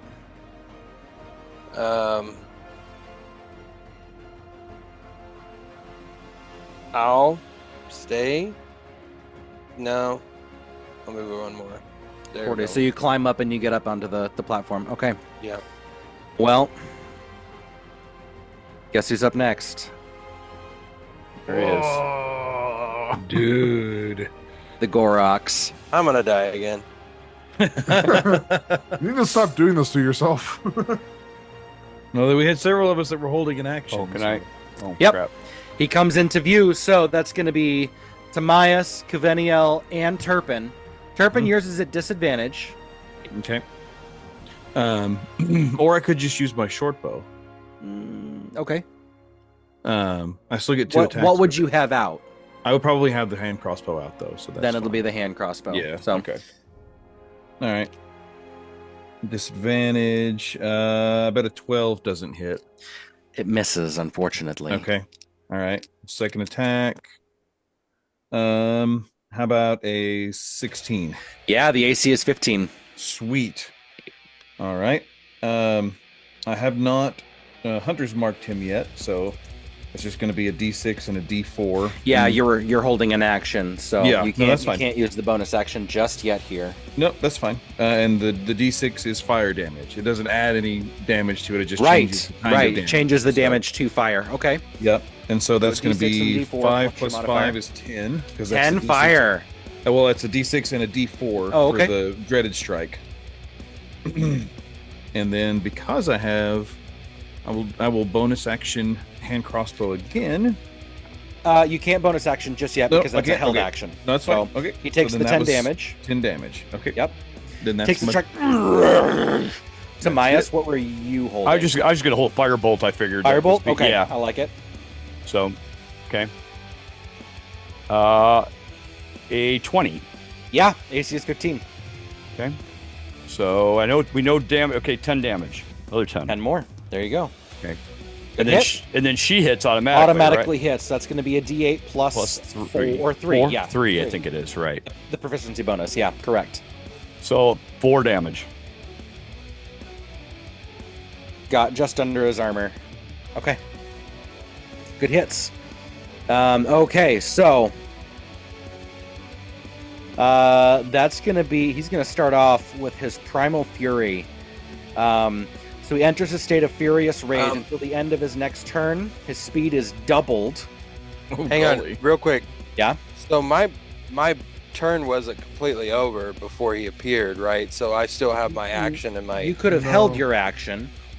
Oh, well, You said that you would move there and you were done, but we can hold an action if you wanted to. No. I'm sorry. Yeah.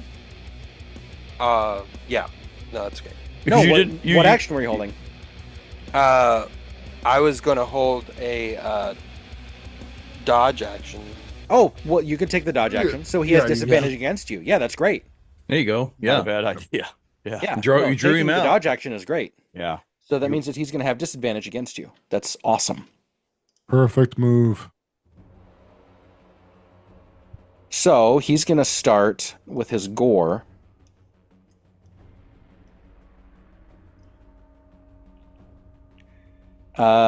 Even with disadvantage, that's a 23 to hit.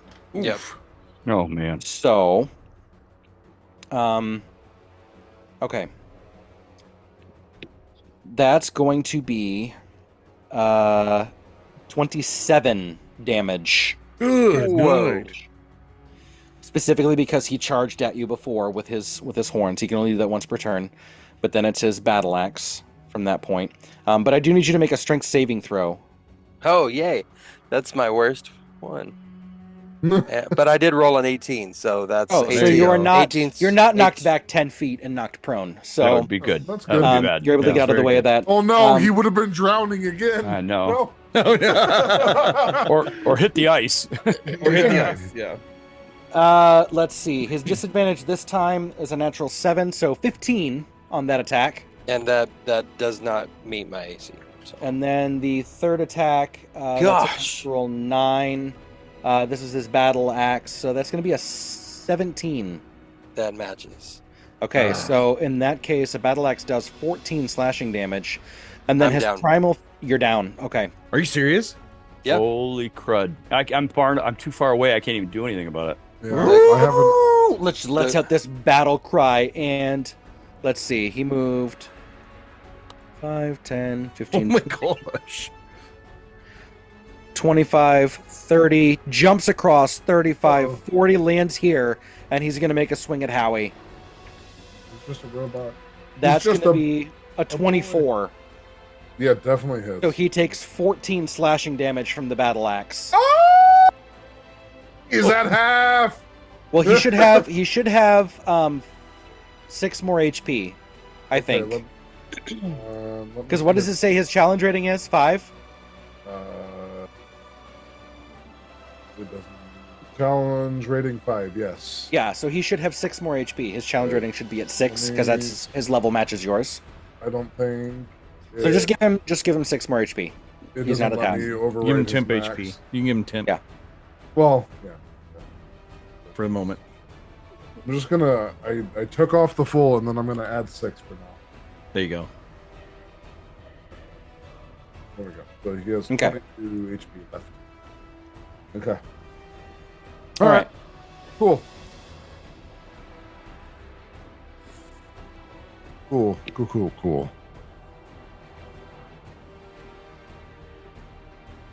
All right. Anything else he wants to kill? What? Let's see. He had taken 20 damage. No, that's the end of his turn there. Nice. He can only make the 3 attacks plus the extra from his Primal Fury for this round. But he did get to use his Banquet of Flesh feature. So he heals from having downed Cody. So, oh golly, he's completely healed? No, he heals a little. He heals some, not all. Got it. So that brings us now to Cal. Your turn. All right, cool. Light him up, buddy. Light him up. Cal's gonna fly over here. There you go. Get that flank. Get that flank. Get that advantage. Yep. And he's gonna attack with everything. So I'll take my advantage here. Booming blade. Bonus action. Hunter's mark. Okay. There you go. Let's make him orange. Orange. We have 3 capable of Hunter's marking now. Dope.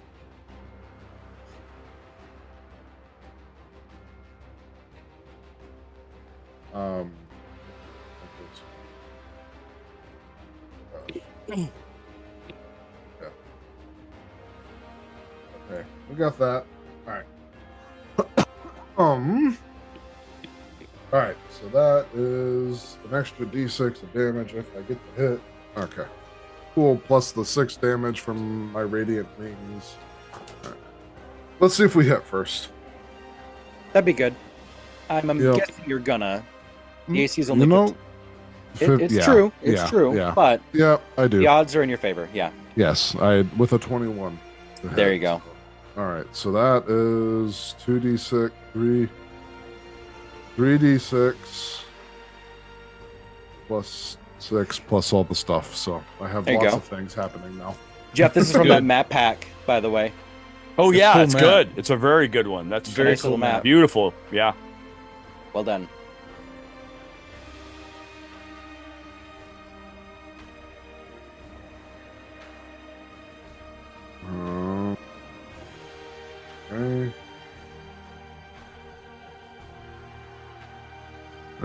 Okay. Ignore the flora and fauna. That's not there. Oh, it's all just deep stone. Underground. Yeah. Just stone. Okay, yeah. Got it. Well, I mean, there's water and stuff. Yeah, but no light.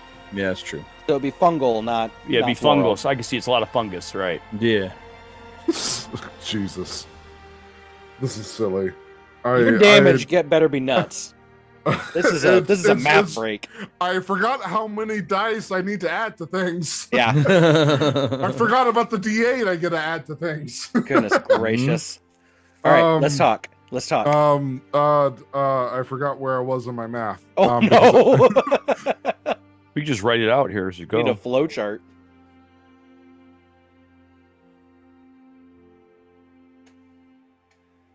$28 points of damage. 28. Nice. Good hit. Wait, no.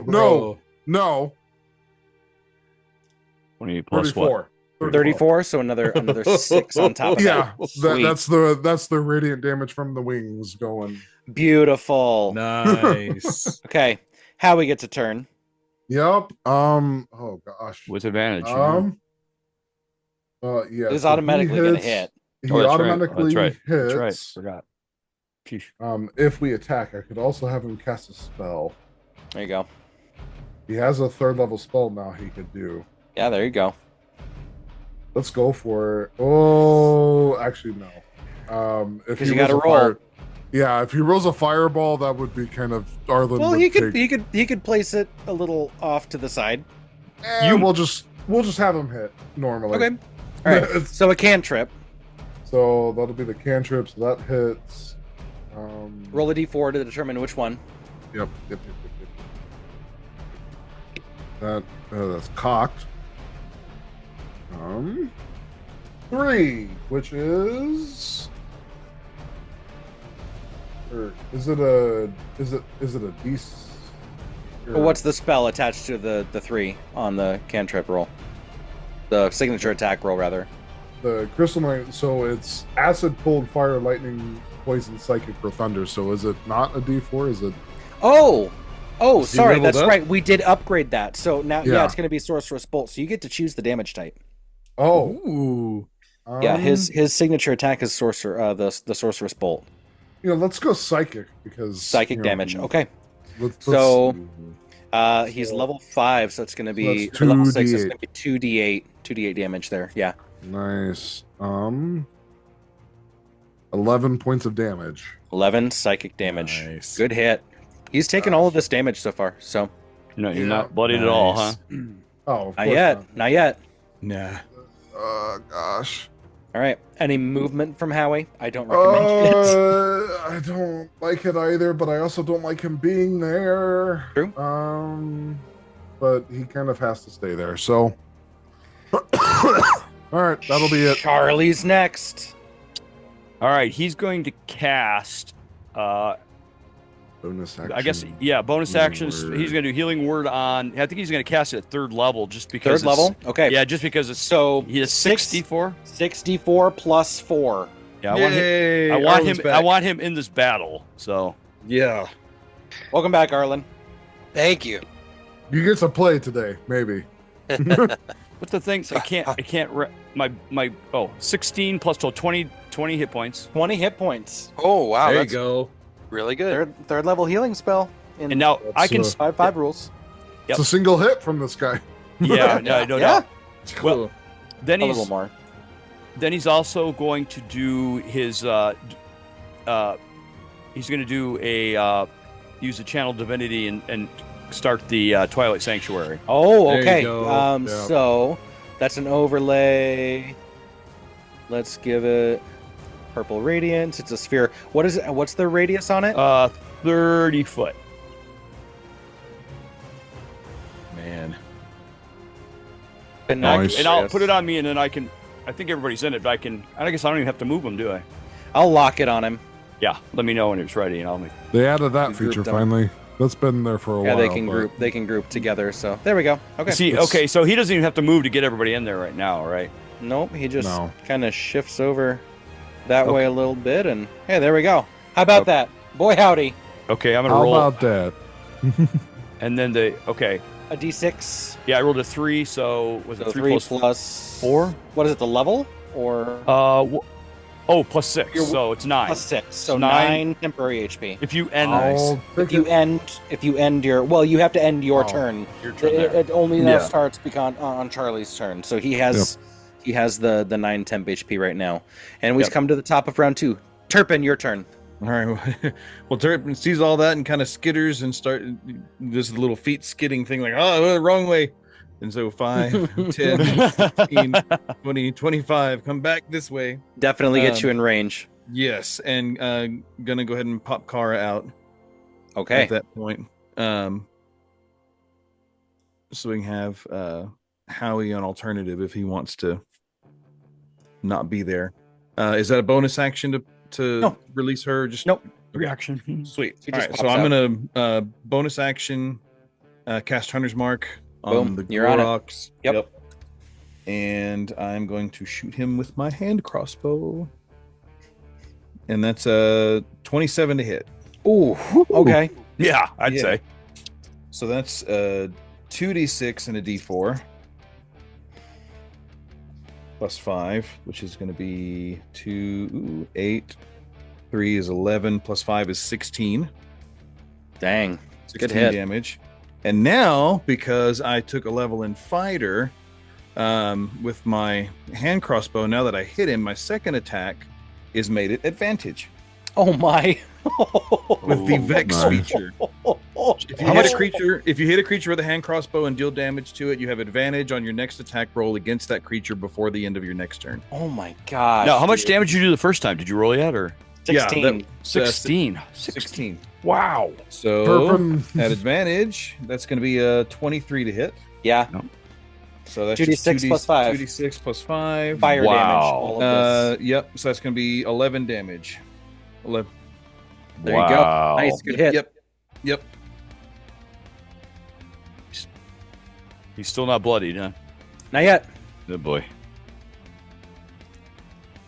He's a big old beast, man. Big old boy. Big boy. Yeah. Big boy. All right. That's Turpin's turn. Yep. Okay, Kara's going to take the dodge, but not before she gains ferocity. So a d4, please. Ferocity. That's a 1. Rolls a 1, so I think that's +2, right? So she gets 3. Nope, just 1. Just the 1? Okay. There's no adjacent enemy, so. Yeah, no, okay, you're right. Yep. All right, she gets 1 ferocity. Timaeus.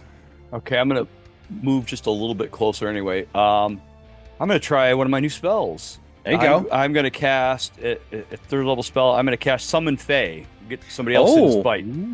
Okay, so Ooh. as that's happening, just a second here. Timaeus. I'm going to move her here. Okay.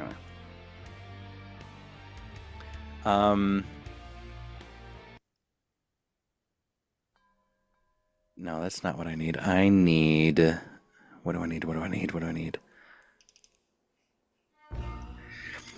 Timaeus, you begin to utter the incantation, and as you stretch and create the portal from which the summon should walk through, instead of it being this bright fey portal, it's dark.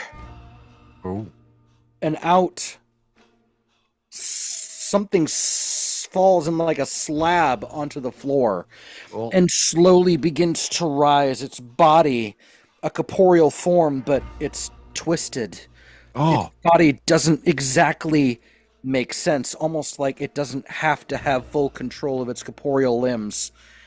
Instead of a fae, Timaeus, you've summoned an undead.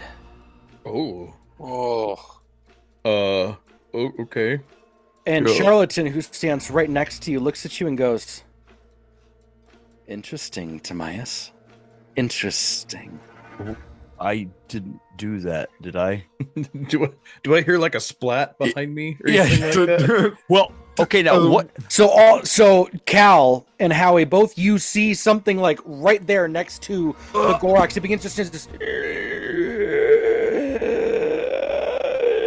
What now? and all of a sudden it looks over at Timaeus waiting for a command.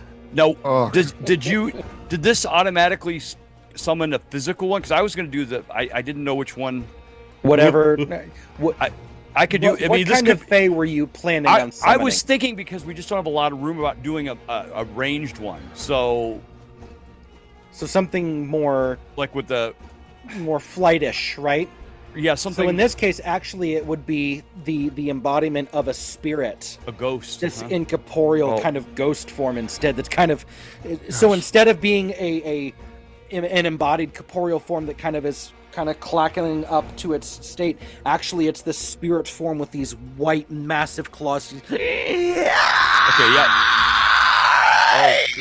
Oh gosh. Okay. Yeah, I turn white. I turn white, and no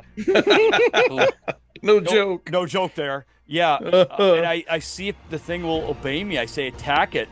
You know, the Goroks. Oh, and it could, howdy, does it? Go ahead and I think it'll go after your turn. Okay. Well, that's. I mean, I moved a little bit, and I cast a spell, and it attacks. I'm done. I mean, yeah. So that's the end of your turn. So yeah, now it's gonna go. Here, let me. So this would be a ghostly kind of spirit creature. Gosh, what the heck? Cal's like, Timaeus, what is it with you and the body horror stuff? What is that? Holy crud. All right, well, it attacks with my bonus. So it'd be this plus my magic. It'd be the same as a magic, right? Yep. Yep. Okay. So it's 20 plus 8, so 27. 27 hits. So crud. If it's equivalent, it's like what? 1d8 plus 3 again, something like that. Okay, I get what's happening here. Okay. So the summon undead spell. Oh boy. Okay, 1 plus 8 plus. Okay. Oh geez. 2, 5. Oh gee willikers, golly. It's 5 necrotic damage and has the frightened condition to the end of its turn. No. The creature lets out a bellowing howl. It's terrified. And Keveniel. Yeah. It's not the only one. Keveniel steps up to the side, takes a look at you, and says, "Oh, we're going to talk about this." Yep. All of levels an arrow at the creature and launches it. Shoots it straight at it, and she's going to hit because you hit. Okay. So, okay. So it's another die 8 plus. Yep, a D8. Well, I would say that she's probably going to pump one of her. Well, she'll do a hunter's mark, right? Yeah, she's going to hunter's mark it just like everyone else is doing. So a D8 and a D6 plus 3. Okay, 8, 11 for 11 plus a die 6. 5, so 13. Wait, 11? That'd be 16. Oh, I'm sorry. Yeah, what 16. Did I say? Yeah, you said 8 plus 3 would be 11 plus the die 6, 5. which turn it was a 5, so 11 plus 5 is 16. That's a big hit. Big hit. She strikes it true. Arlen, you're up. Okay, so Arlen's not going to be stupid enough to try any monk stuff on it, so I'm going to move up. Hey, payback time, bro. Yep. I know, and that's where that's where I get my good damage, and he is engaged. You could flank him with the wraith. Just come out and you literally run across. You aren't the only one engaging him anymore compared to round 1 where he dumped all of his stuff. Like he's gonna have to spread it around. You're safer. Okay. Well, I will go ahead and move up because I want to use some of my monk stuff. Do some dope monk stuff. Let's do it, dude. Let's do it. Okay, so 1, 2. And for those of you who are ending your turns in here, you're getting 9 temp. Oh yes, 9 temp. Yep. Oh, that's right. Okay. Thank you. I forget that. So I'm gonna grab my rapier. Okay. No. Wait. Unarmed. Fisticuffs? With your ring? Yes, with the ring. Sweet. Let's do it. Because you get to make an extra bonus, extra unarmed attack with your attack action. Right. So I'm gonna 2 attacks there. Unarmed strike plus the bonus plus the. You could, now that you're a level 2 monk, you could flurry of blows and get 4. Yeah, and I have to use a point for that. Yeah, key point. A focus point. Okay. So I am going to do that. Let's do it. Let's go, baby. Yeah. Okay, 4 attacks, all of them at advantage. Where's my focus point? Where did it go? There it is. Got it. Okay. Now I'm back. We're starting to get to the levels where our characters are so complex that it's like, Tier 2 and above, it starts to get like, oh, what do I do? What's choices? Okay, at advantage, first All unarmed 4. strike Yeah. is... That'll hit. 20. Go ahead and roll your second attack. So let's just get all 4 of the attack rolls out of the way. That way we can just then roll all the damage. Okay, gotcha. So the next one at advantage... 20 hits. That was... I didn't get to do advantage, so that's... 22 still definitely hits.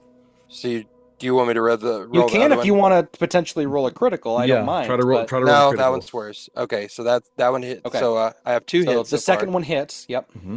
The third one is going to be my flurry of blows. Yeah. Yep. And that is... And that was supposed to be at advantage too, but I didn't do all that. of them are advantage. Okay, so try it one more time to see if you get a critical. Nope. But that one still should hit. Okay, so 3 hits. And then the 4th one, still flurry of blows with... No. Don't I get sneak attack too? Well, yeah, you're going to get sneak attack on one of these, but you still have another hit that you can get on another it. flurry of blows. Yeah, gotcha. one more. Okay. Flurry of blows allows you to hit two extra times. So gotcha. Normally your attack action is 1, but your ring gives you a bonus because you're a monk attuned to the ring.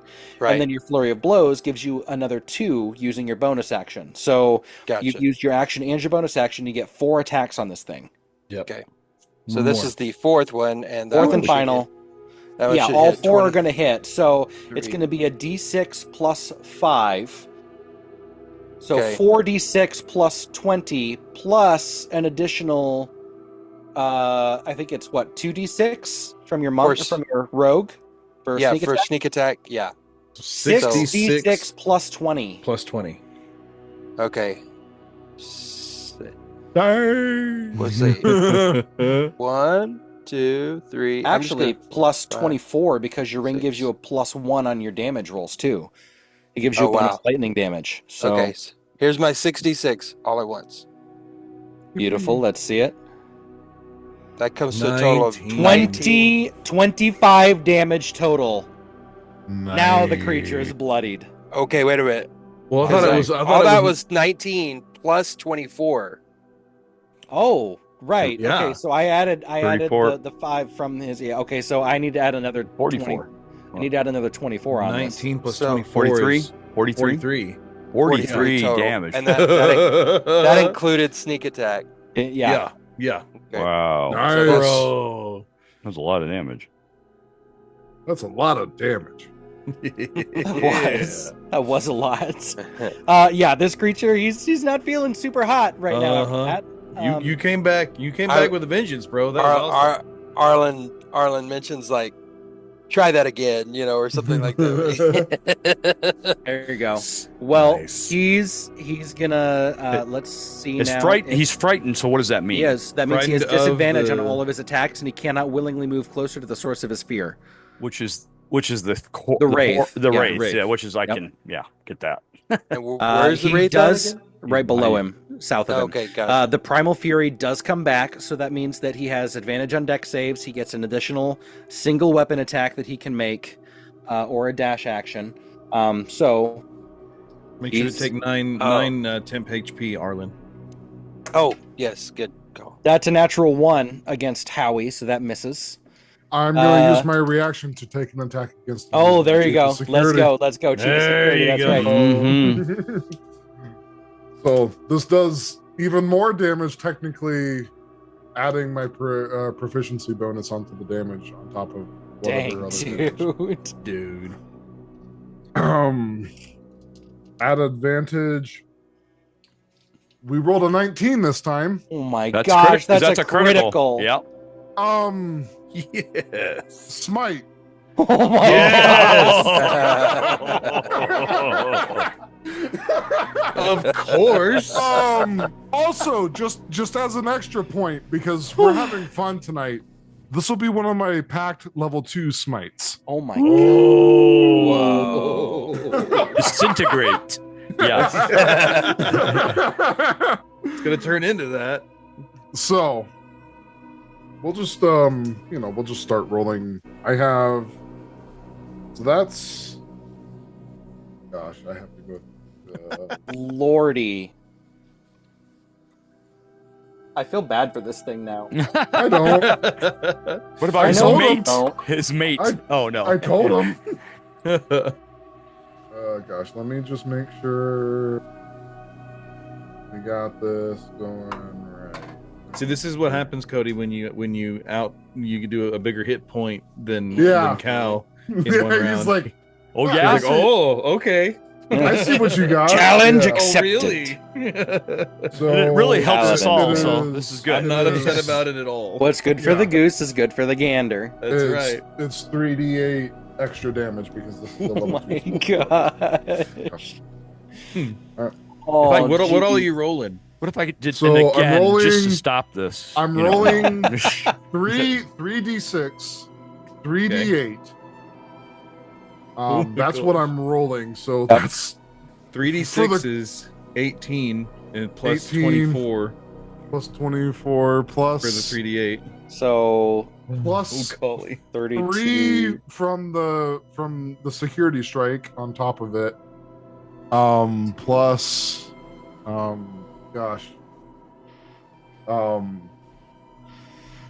my goodness, 18 dude. plus 24 is 42. Plus 5 from my normal hit. He only has 46 HP left. How do you want to do this? Yes. Nice. Your plus alone is enough to take this guy out. Yep. I want to roll. I know you want to roll it. I want to get the number, but do it. So we have. We just have a lot, so I'm just going to roll the dice and then 3d6, 3d8 plus 47. So that'd be 47? Yeah. Yeah, because of the modifier after the fact. Yeah, okay. So... And it's a magical weapon enhanced there. So, yeah, okay. 47.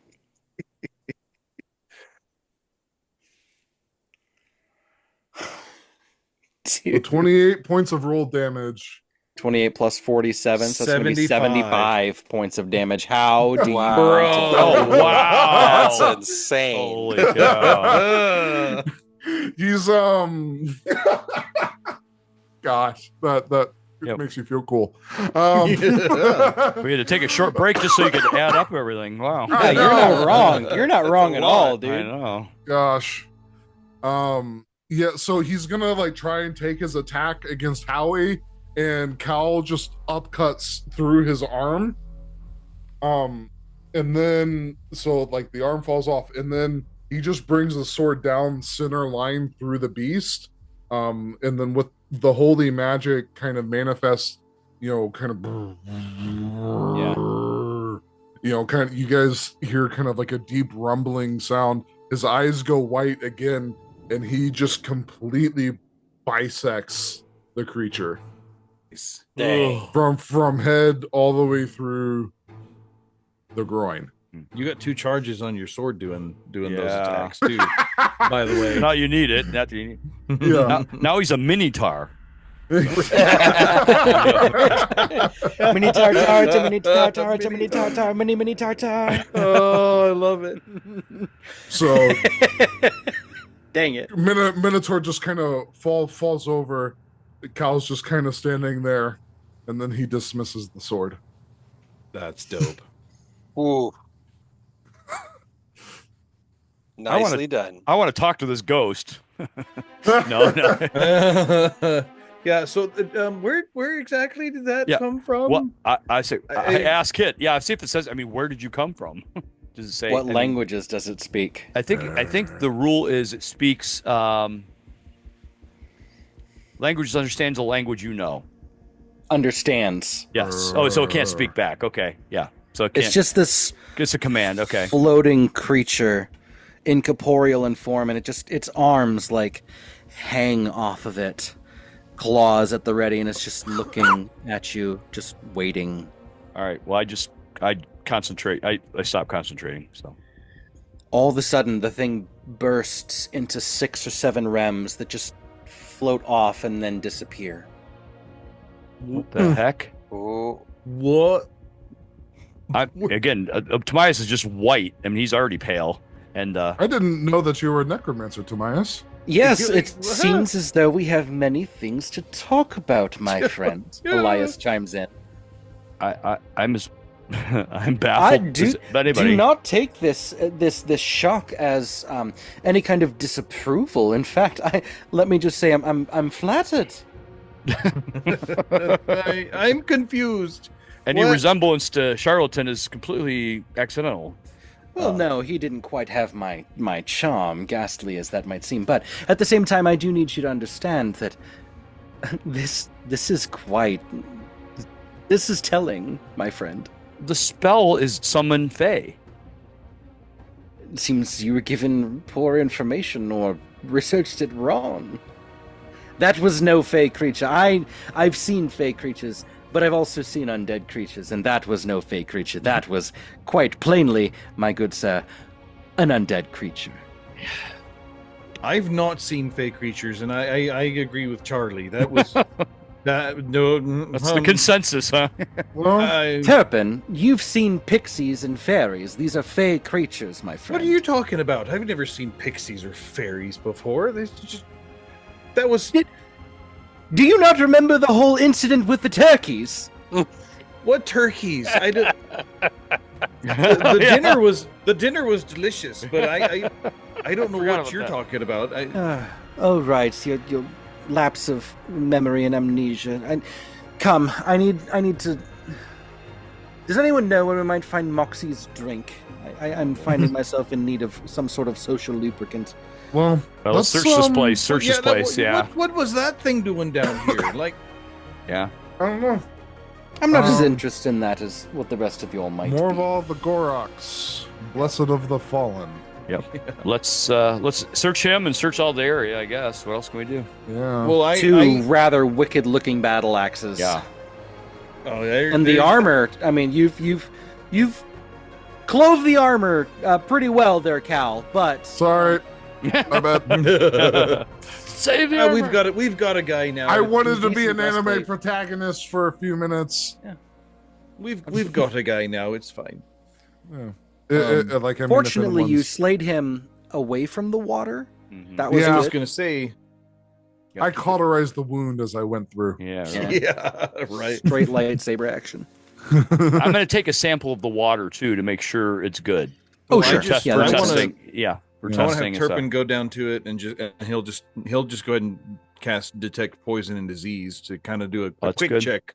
Good. Quick check of the water. Good. Fascinating. Clear. Okay. You detect nothing. And you can walk the whole length of the room if you wish, and everything in the water seems very good. After that, Turpin will actually take a taste of it. And... Oh boy, it's cool. It's kind of nice. I'm gonna see if I can find any hints or clues as to what this place was. Yeah. Make a history check of the room.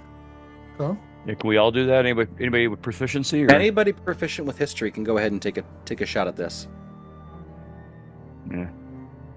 17. Nice. The room. There you go. But not as good as them. You get some of the dwarven runes on the immediate buildings, things around you. This seems to be a kind of an outcropping, not a natural. This was carved out and created as a room to house water, but you can see some of the pipes already existing that would seemingly run into the dwarven ruin that was brought to your attention. It would be certainly possible to reroute and create pipes to bring this up into the aqueduct walls themselves, cutting off the water at the walls and now having a source of water coming from below the city as opposed to outside of it. Like that idea. Yeah. Very cool. I'm sure Zeke has some really good ideas of how to properly maintain that. So, can we walk around and kind of see how much water is down here? Is this a plenty? It seems deep. Nice. and the room can handle much more water than what's in here. Nice. Yeah. So we seem to have secured ourselves some true and forever independence. Not bad for a day's work. No, not at all. Tobias is still shaking. This is like I will put out some follow-up feelers if I can ever find some information on Blessed of the Fallen, if there's anything more to that. Good idea. That's good. It's a good idea. That might be Silvermouth's first kind of investigation, just to see what he might be able to turn up. So, Timaeus, you turn and regard Kywind, and she's looking at you. It's this soft look, but it's a piercing look. She's looking at you and says, "Are you a practicer of necromancy?" No, as I said, I honestly do not know what happened. There are spells I could pick. I couldn't study these and cast them, but I didn't intend to. I thought I was casting a summon Fae, which summons a Fae creature to this plane and then returns it when we're done.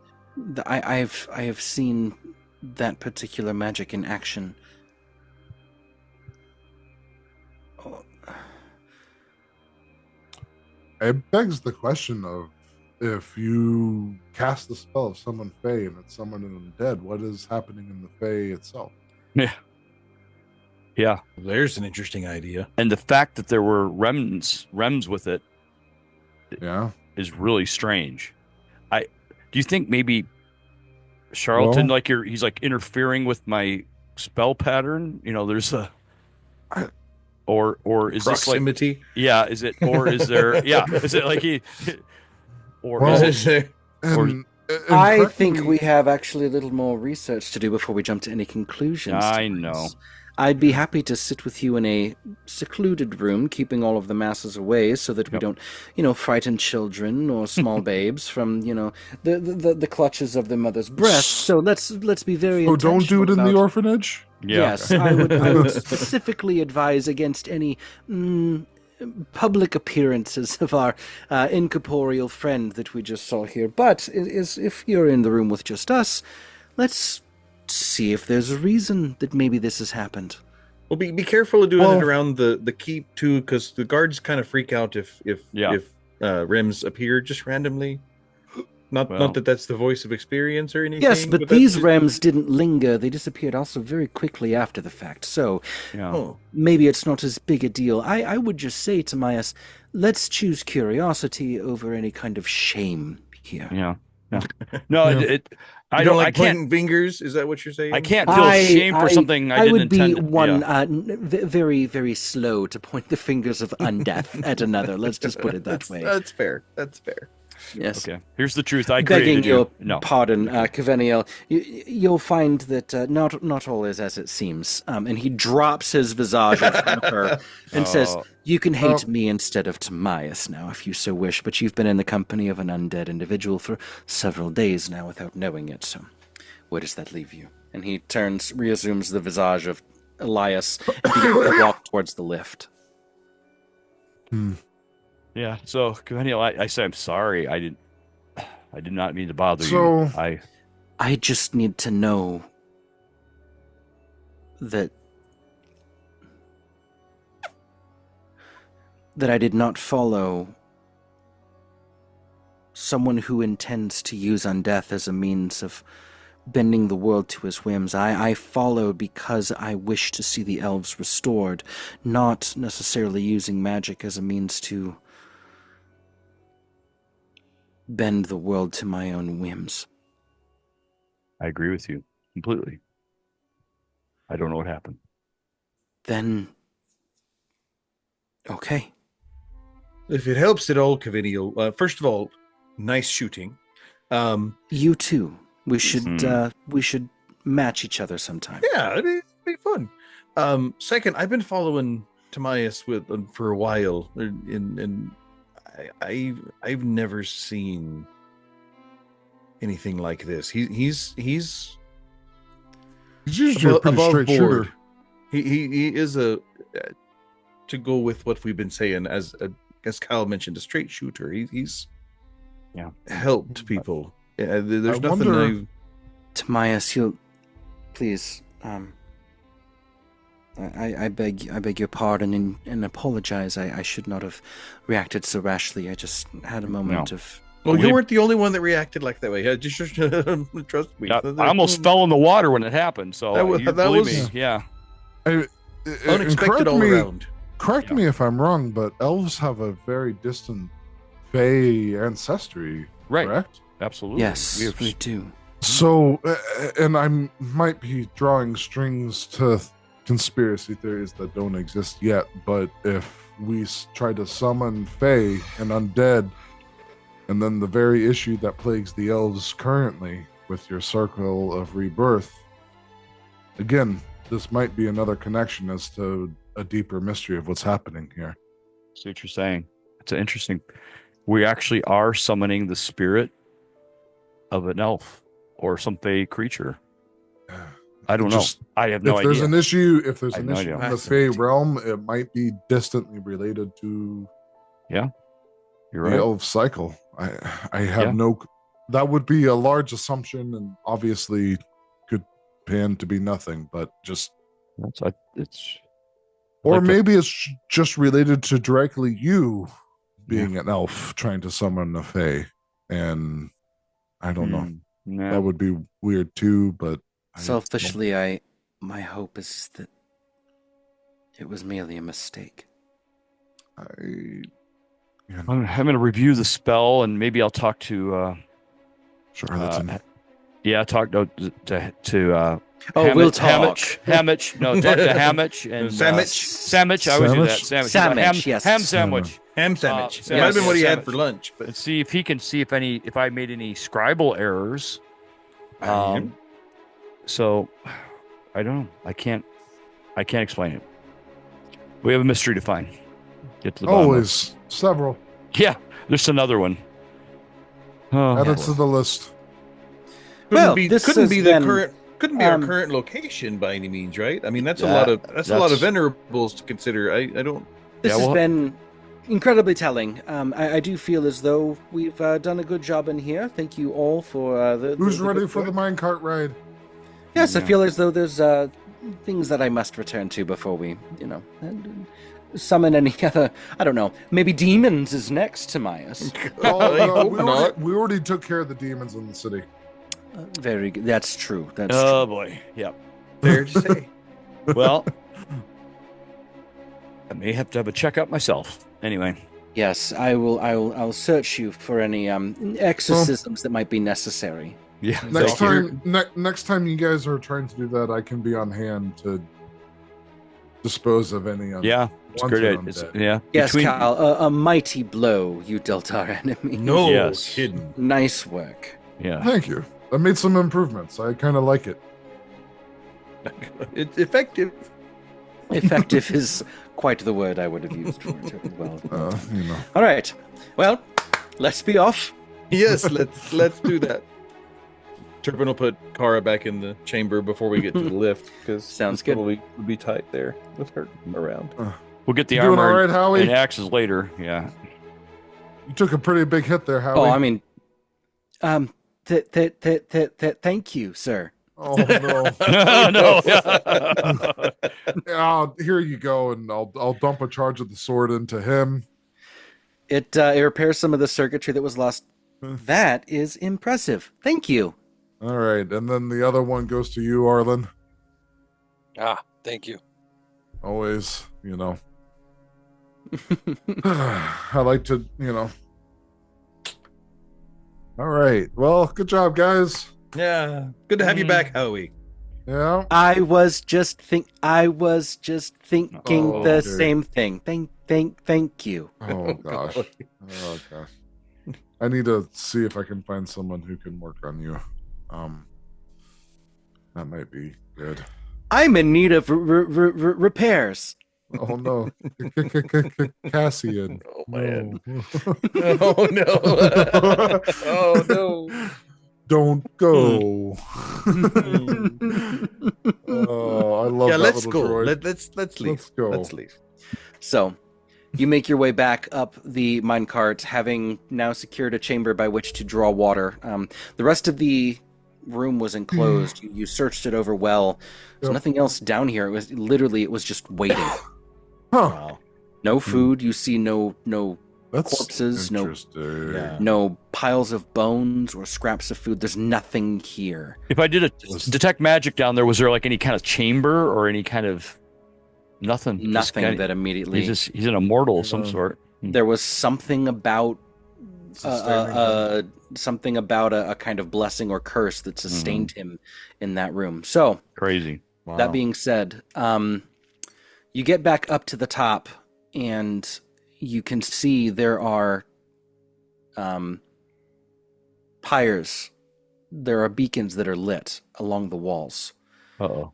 And as you come out, there is actually quite the commotion, to the point where some of the guards come over in your direction, and immediately you are told, Phoenix Company, it seems as though the command tech are approaching the city. I believe the Lady Steward believes some of our scouts, advanced scouts, are reporting mass numbers of infantry, cavalry, archers, even bands of falcon riders. And they're mentioning a large battle toad. Oh, Large battle. no. Oh no, the same thing that happened in Corinth. Corinth. Well, The city's defenses have been mustered. Your armies have been called and summoned. I have Pegasus riders ready to take you to the walls. perfect. Well, off we should go. Oh, Sorry, well, yeah, guys. that sounds bad. Let's go. No rest for the wicked, but we've been preparing for this. It's time to see what Phoenix Company, the all of Phoenix Company, can really do. You are taken up to the ramparts of the walls, the exterior-most walls, looking northwest or northeast out of the city, and sure enough, you can see the advancing armies of the command tech. Oh boy. Oh boy. And that is where we are going to leave off and pick up next time. Oh man. Our first It's battle. late. There's a big old battle coming up next. We've got more fighting to do, but I did want us to be able to get at least a little bit of sleep tonight. I feel like we've reached a decent episode length at this time. It's good for us to call it here. So thank you so very much. We will have Jared with us next time. Jared, we hope that your trip has been fun and restful, and that the ball game was moderately enjoyable. We'll Went find the way out. you want. Yeah. We'll see. Either way, Missed you. to our audience, thank you so much for joining in. We hope that you had as much fun as we did. We have a lot of fun. We laugh and we cut up and carry on, and hopefully you get a kick out of that as well. But we love you. We're for you. And don't worry, we'll save you a spot around the fire.